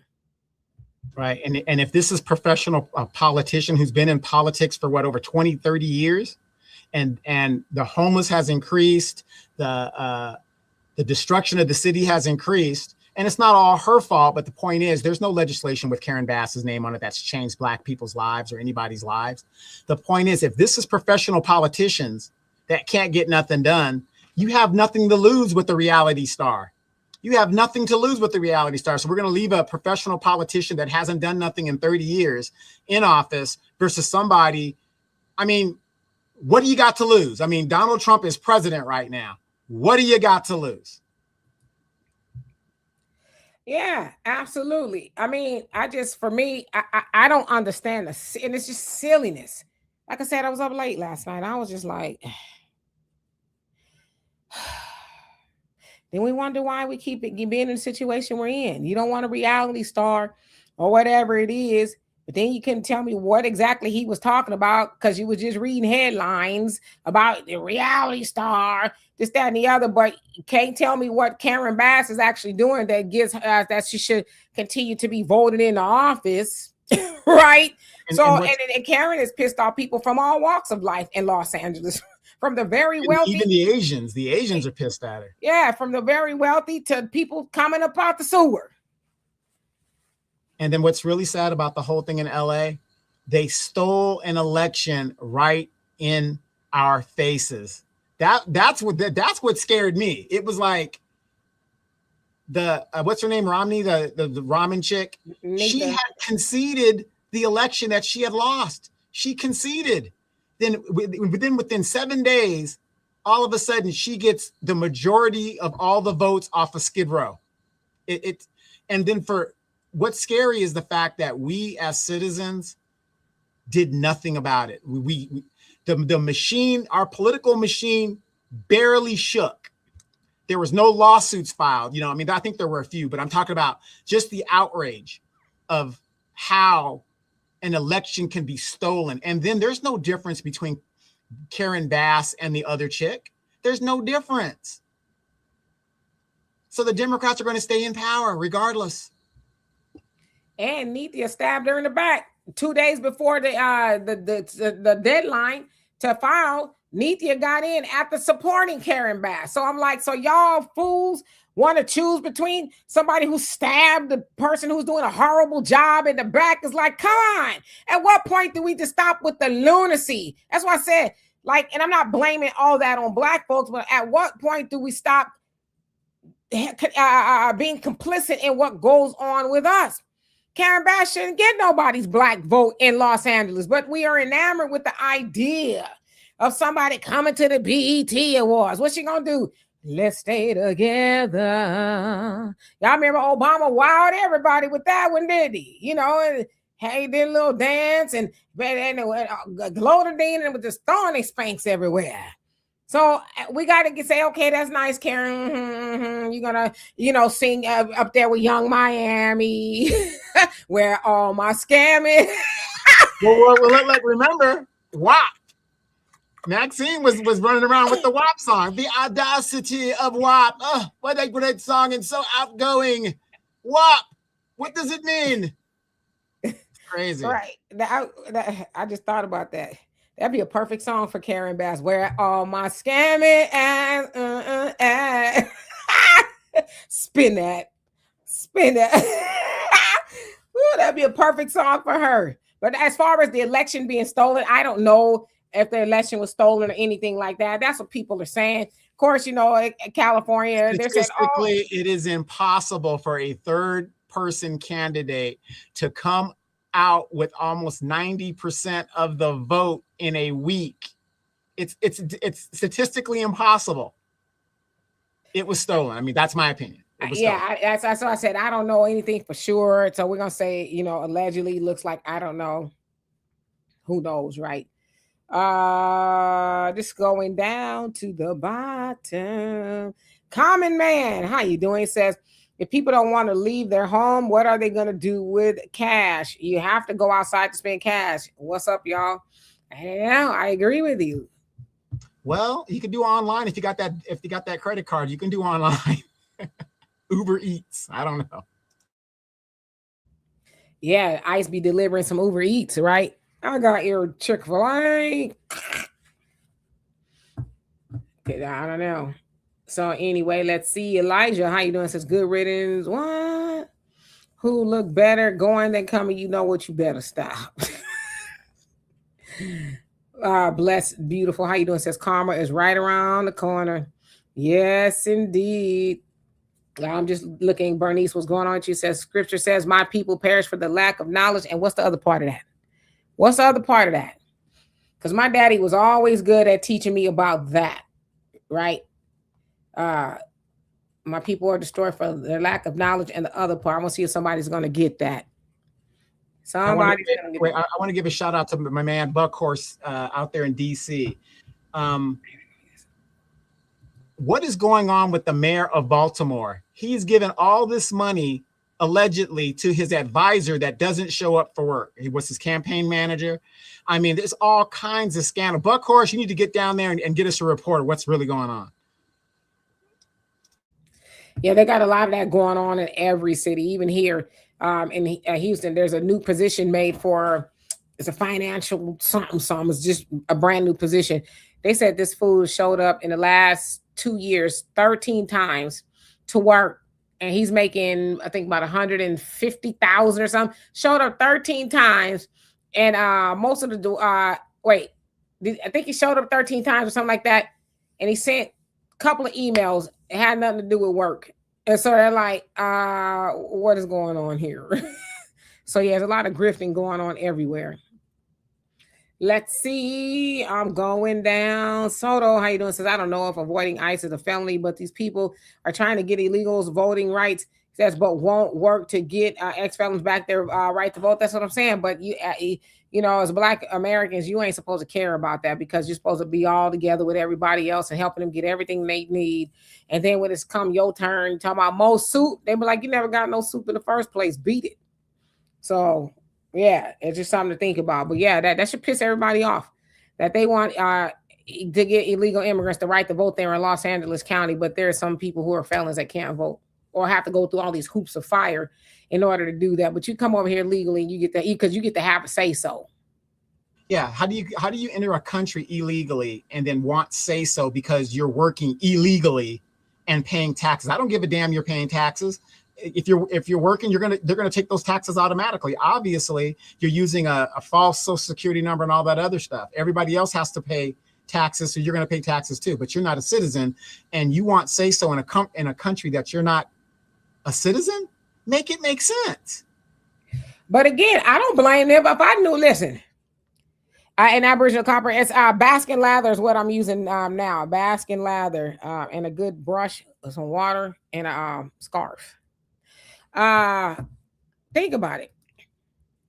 You hear there's a land far, far away. It sounds like Lord of the Rings, right? There's a land far, far away where all you have to do is just make it there. Like Oz, okay? America's Oz. And you're going to go see the wizard. And when you go see the wizard, he's going to make sure you get all the things your heart desire. And you heard that he wants to do it. So once you get there, you're going to get money, you're going to get housing, you're going to get food, you're going to get education. Some cases you'll get medical care, and you might even get to vote because you should have a say so. Would you turn that down? Absolutely not. Let me pack my little hobo sack. You know, like Pee Wee Herman when he was on the train with the hobo and he jumped off with the Jimmy Crack corn damage. I'm on my way. You know, so but how are they allowed to do that? It's because of the way we vote here in America. We are too emotional. Oh gosh, I just want to vote for the joy. I mean, joy is cool. Don't get me wrong. I like joy, but the joy and vibes. We need joy. That's what Kamala said. We're just bringing back the joy in politics. As people's stomachs are grumbling, right? You're talking about bringing back the joy, but then once you get in office, you're going to say, come on over. So it's the way we vote. What are you voting for? Yeah, but it's kind of crazy. They want these open borders, but then they want the military and the police to protect them. You have open borders. These people are not vetted. This is why you're living next door to a killer or a rapist or whatever else is going on. And it blows my mind for people that have children, and you don't know that house that's full of illegals over there. They keep going in and out, and they're having their little parties and all that other stuff. You don't know what is happening. I don't know if you guys go to my Facebook page. Demetra, I have never posted so much crime around my house within the last 5 years. It used to be nice and quiet around here, but within the last 5 years, because of the open borders and what the Democrats have done, we have got crime. Sexual predators are being found around here, and it's just great. The good thing is they're smart enough to know not to come to the Duke of Edgemont's cul-de-sac because there's going to be some problems over here. But the fact of the matter is, these liberal women that have children and families, how dare you are okay. And I only wish for the best for you if you have daughters and things of that nature. How dare you want open borders and these people not being vetted, because you are setting other families and other people up for bad things to happen. And it's happening. Sex trafficking is going on, all kinds of stuff. Yeah, I mean, that's true, but it was going on before these illegal immigrants got over here too, okay? Like I said, a lot of these people, family dogs ain't safe. I've been reading a lot of stories about that. I'm like, what's wrong with these people? My Lord. Yes, Brother Samuel, because they have rejected truth. Hosea 4:6, my people are destroyed for the lack of knowledge and the rejection of truth. So not only do you not have the knowledge, but then when you get the knowledge or the truth, you're like, well, that ain't what I heard. I saw it on Facebook on somebody meme that it said this. So yes. Let's see. Corey says, I'm a convicted felon. I did my time. That doesn't mean anything. Right. But so how does that make you feel, though, when you hear about city council people saying that they want to get illegal immigrants to right the vote? Or how do you feel about when you hear congresswomen saying that they want to get illegal immigrants reparations? It's a true story. I'd play you the video, but I don't think we have time. It's a true story. How you doing?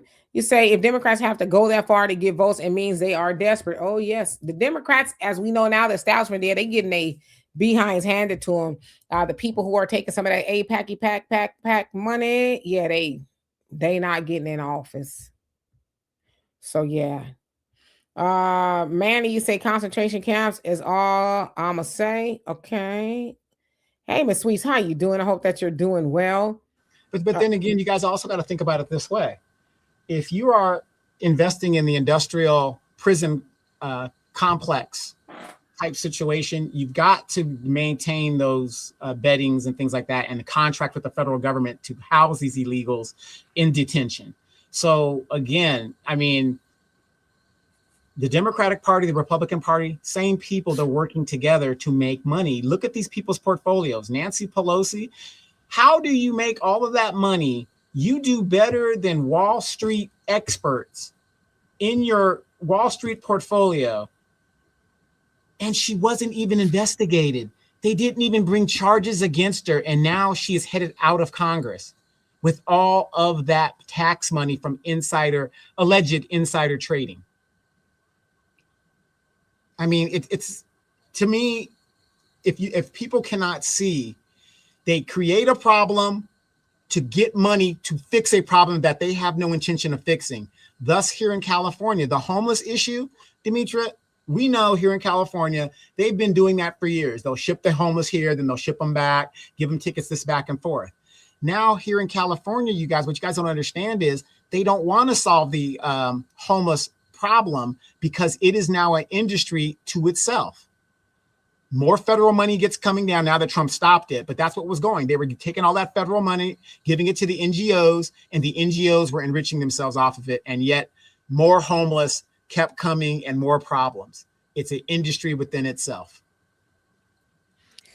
Black Bougie Bless, what's going on with you? So I just looked, it's not Jamaican owned from what I just saw. There is black Jamaican castor oil in the product, but she is Black American. In fact, it says Baskin that lather is not Jamaican owned. It's an independently operated Black owned American business. It was founded by Shania Rainford, a board certified nurse practitioner based in the United States. So I'm just telling you what it said. So I don't know whether she is or not, but from what I just saw on a preliminary basis, she is not Jamaican. But you know, I don't put anything in my hair if it's Black owned, green owned, purple owned. It has to line up with being non-toxic.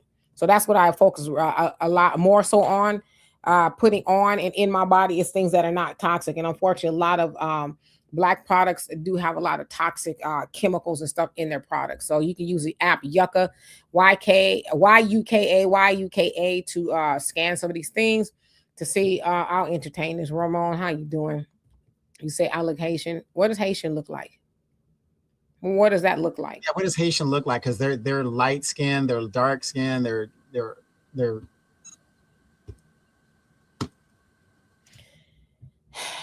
That was just for kicks and giggles, y'all. I'm a Stelloni. Your name is kind of all together. O'Neill, how you doing? It says the entire BET network and its entire corporation, the BET Corporation, is entirely owned and operated by white America. I seriously hope this year FBAs will boycott the BET Awards. Yeah, so they're owned by the same people who own Paramount, which is Larry Ellison and them. They own that. They are Jewish, and they also own TikTok and a whole bunch of other things. Oracle, from what I understand. They do have a Black board. Queen Latifah, LL Cool J, some other people are sitting on the board. They're supposed to be making these decisions and stuff. I don't know. It remains to be seen what they'll do tonight. Boycott if you want, whatever it is, you know. It's entertainment. I don't watch BET. I don't even have the ability. Well, I think I have some apps that I could watch it. But yeah, I don't watch BET on a regular basis because it's just a bunch of garbage on there. Sparkle, how you doing? He says, how can you be outraged in a place you don't belong? Well, they outraged. Y'all want to hear it again? Here, I'll show y'all. It's the time for all of us to raise our voices and to say this country is also our country, is also the country of our immigrants, because we are the one who built it. Outrage, ladies and gentlemen. Outrage. Let's see. Blessed, beautiful. You say excuses, okay. Rose, he says, not the dogs. Yes, the dogs, they not safe around people, and I don't get it. Like, what about dogs? How do you sit up and say, well, Fido looks rather ravishing? Well, what about that white, what was she, a teacher or a principal that just got convicted in Louisiana or Mississippi or something like that? For that. I've seen yeah, for, I guess, with the student again. They're assaulting the students again. I don't understand that either. How you look at these little kids and be like, something ain't right. Zachariah says, my people was destroyed for their lack of knowledge. The other part of that is not doing a damn thing after you know. Yeah, well, it's the rejection of the knowledge, the rejection of the truth. You just, okay, now I heard it. I don't care. Like you said, I'm not going to do anything about it. So yeah, Willie said water under the bridge. Now Buckhorse says, who Black Yo Brenner, I hope not my people say he going to hell. Soto says Allah. What? Somebody named Allah as a plant. I ain't even paying no mind. Okay, Don Pierre, how you doing? I know I jacked your name up. He says, why are your people delineating? It's nothing personal. We're always told to delineate, right? It's nothing personal. I think the unfortunate part about the delineation conversation is that, and this is just my opinion, it hasn't really been explained in a way that does it justice. Because if you're delineating because you hate people, that's not going to last either. Just like if you're boycotting out of hate, if you're not boycotting because you love your people, Black Americans, then that'll stick. So the delineation is not because of hate. The delineation is because not only have we been neglected by everybody else, politicians, pastors, you name it, we've also been neglecting ourselves because we were told that there's this big happy family, and in theory it should be, but it just hasn't been. So Black Americans, we need everything. And even with the giving our money away, we give money away to everybody else and we only keep 3%. So the delineation is not because I'm not doing it out of hate. It's being done because Black Americans have been told to, and this is by Marcus Garvey, who wasn't Black American, but he damn sure was for Black Americans. He said, up you mighty nations, accomplish what you will. We're just talking about all of us in the diaspora. And of course, we know we've been told to do for self, to practice group economics and a whole host of other things. So I'm just saying that because it's not out of hate, not for me. I don't hate anybody. You're not supposed to. You dislike things or whatever. I don't even go that far, but yeah, it's out of love for ourselves, not out of hate for everybody else. Yeah, and that's a great question. And like I said, it's not to be disrespectful. We love having these conversations, but I just find it kind of strange that when other groups delineate, nobody questions that. Well, I get it. You know what I mean? Yeah. Koreatown, Saigon, Yeah. Nobody questions that. And the thing is, we used to be separate under segregation.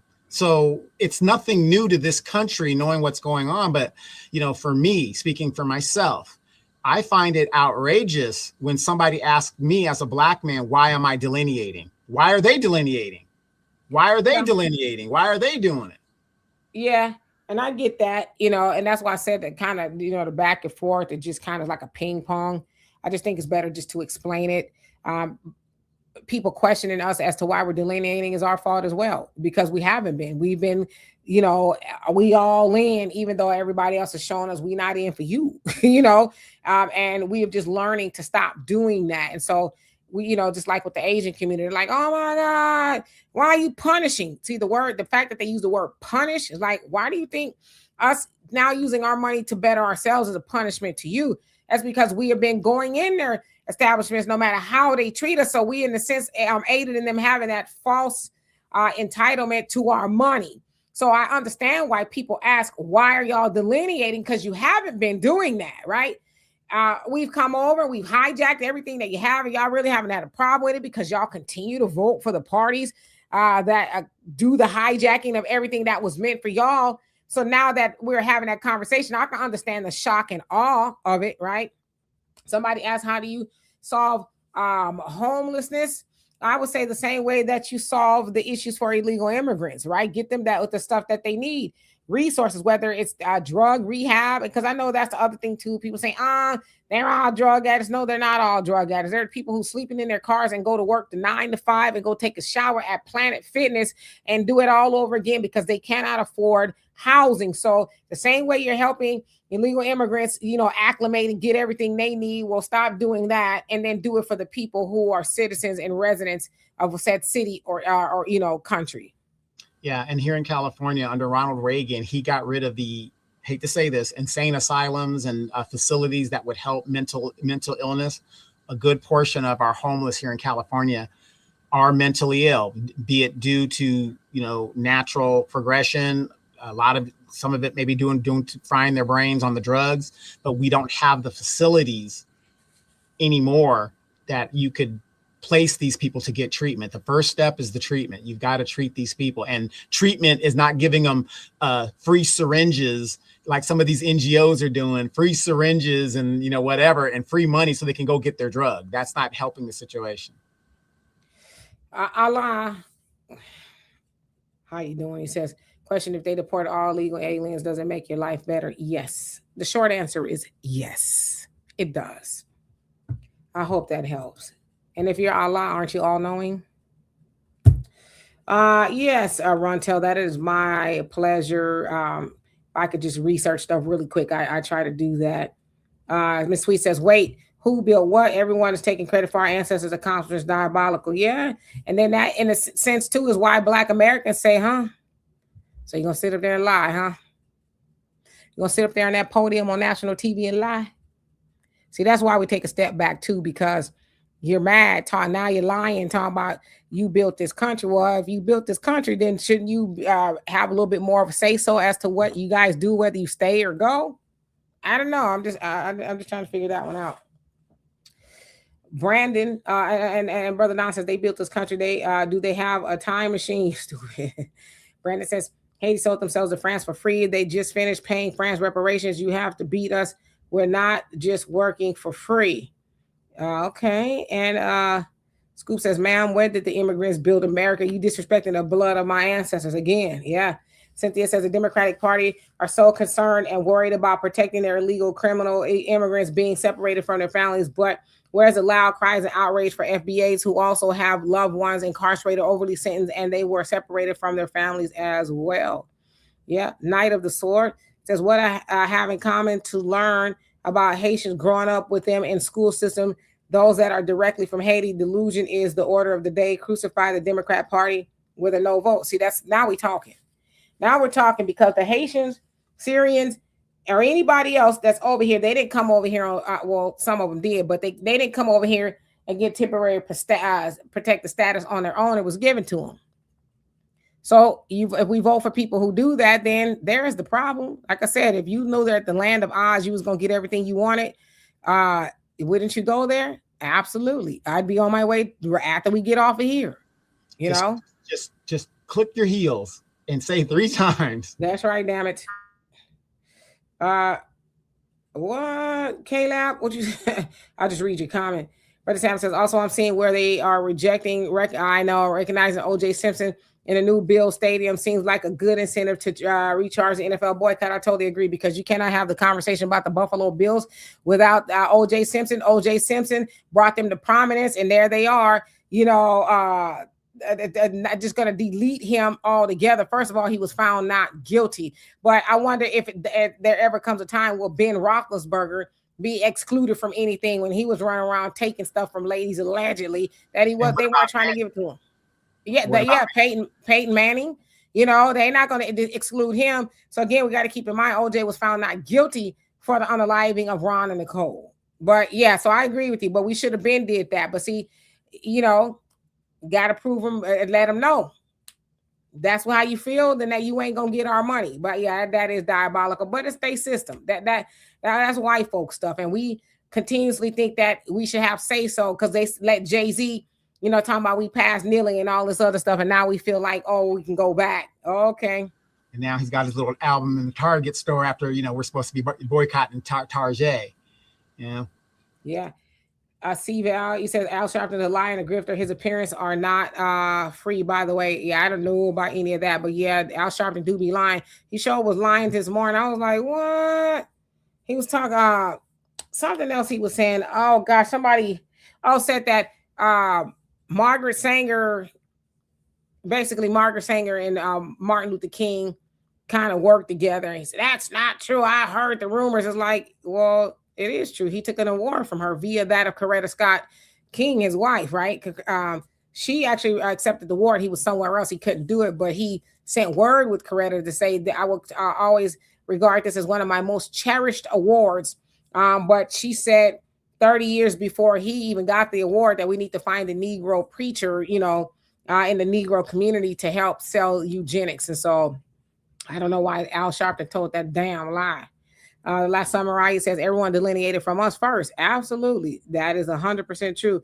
Speed of that. How you doing? Says give them a dictionary. Tell them to look up the word temporary. They're not so smart after all. Well, but to think about it, is it really temporary if it was renewed 12 to 18 times? You know what I mean?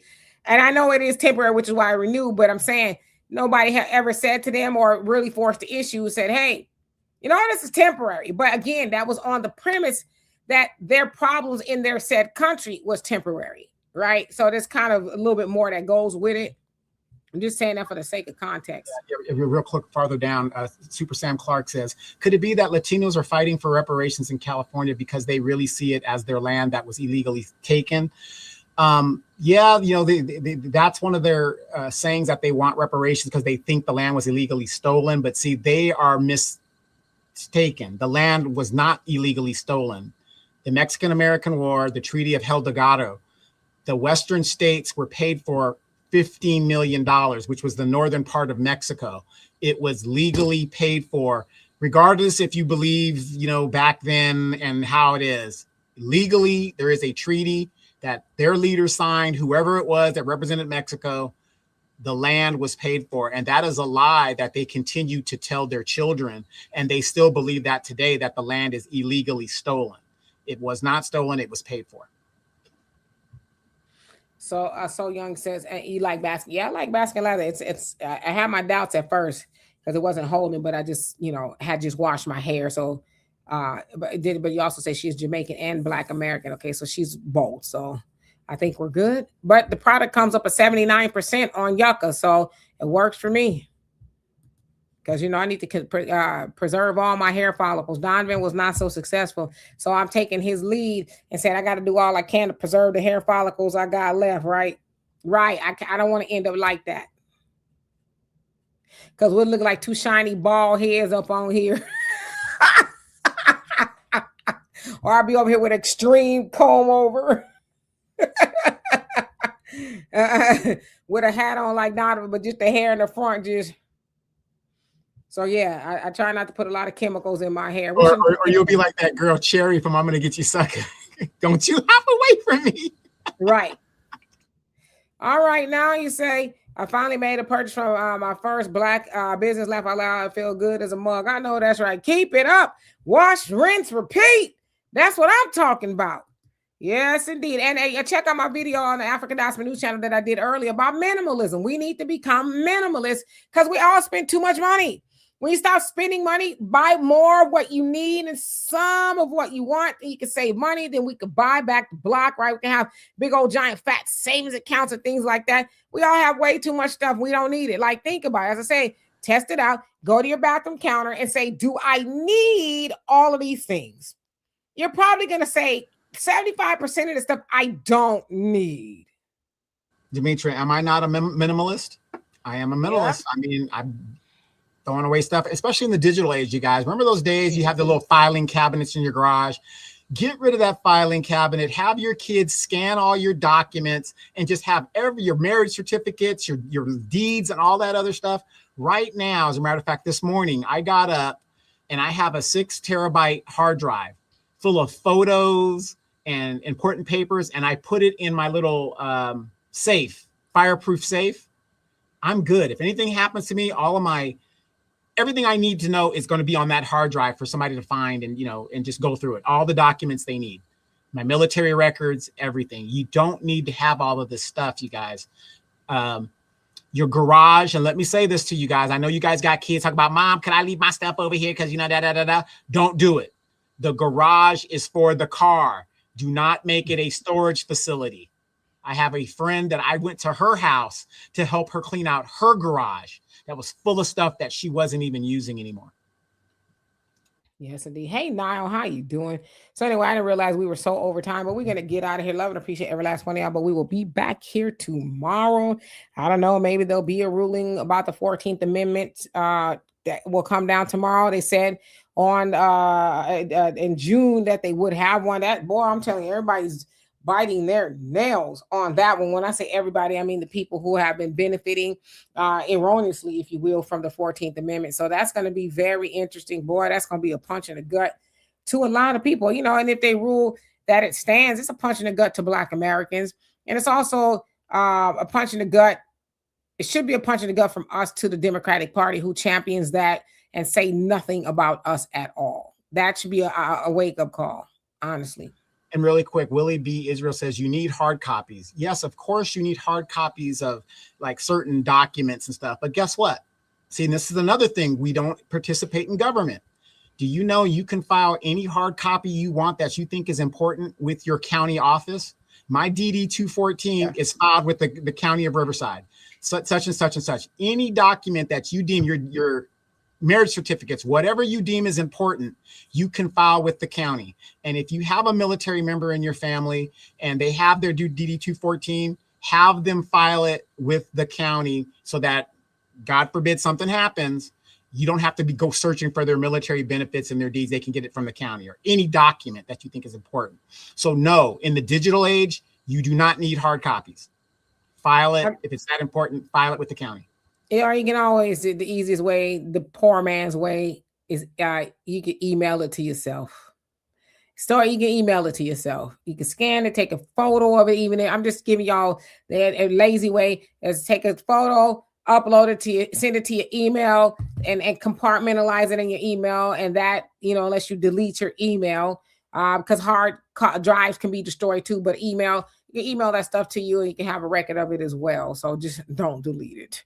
Anyway, love and appreciate every last one of y'all. See y'all tomorrow. Peace.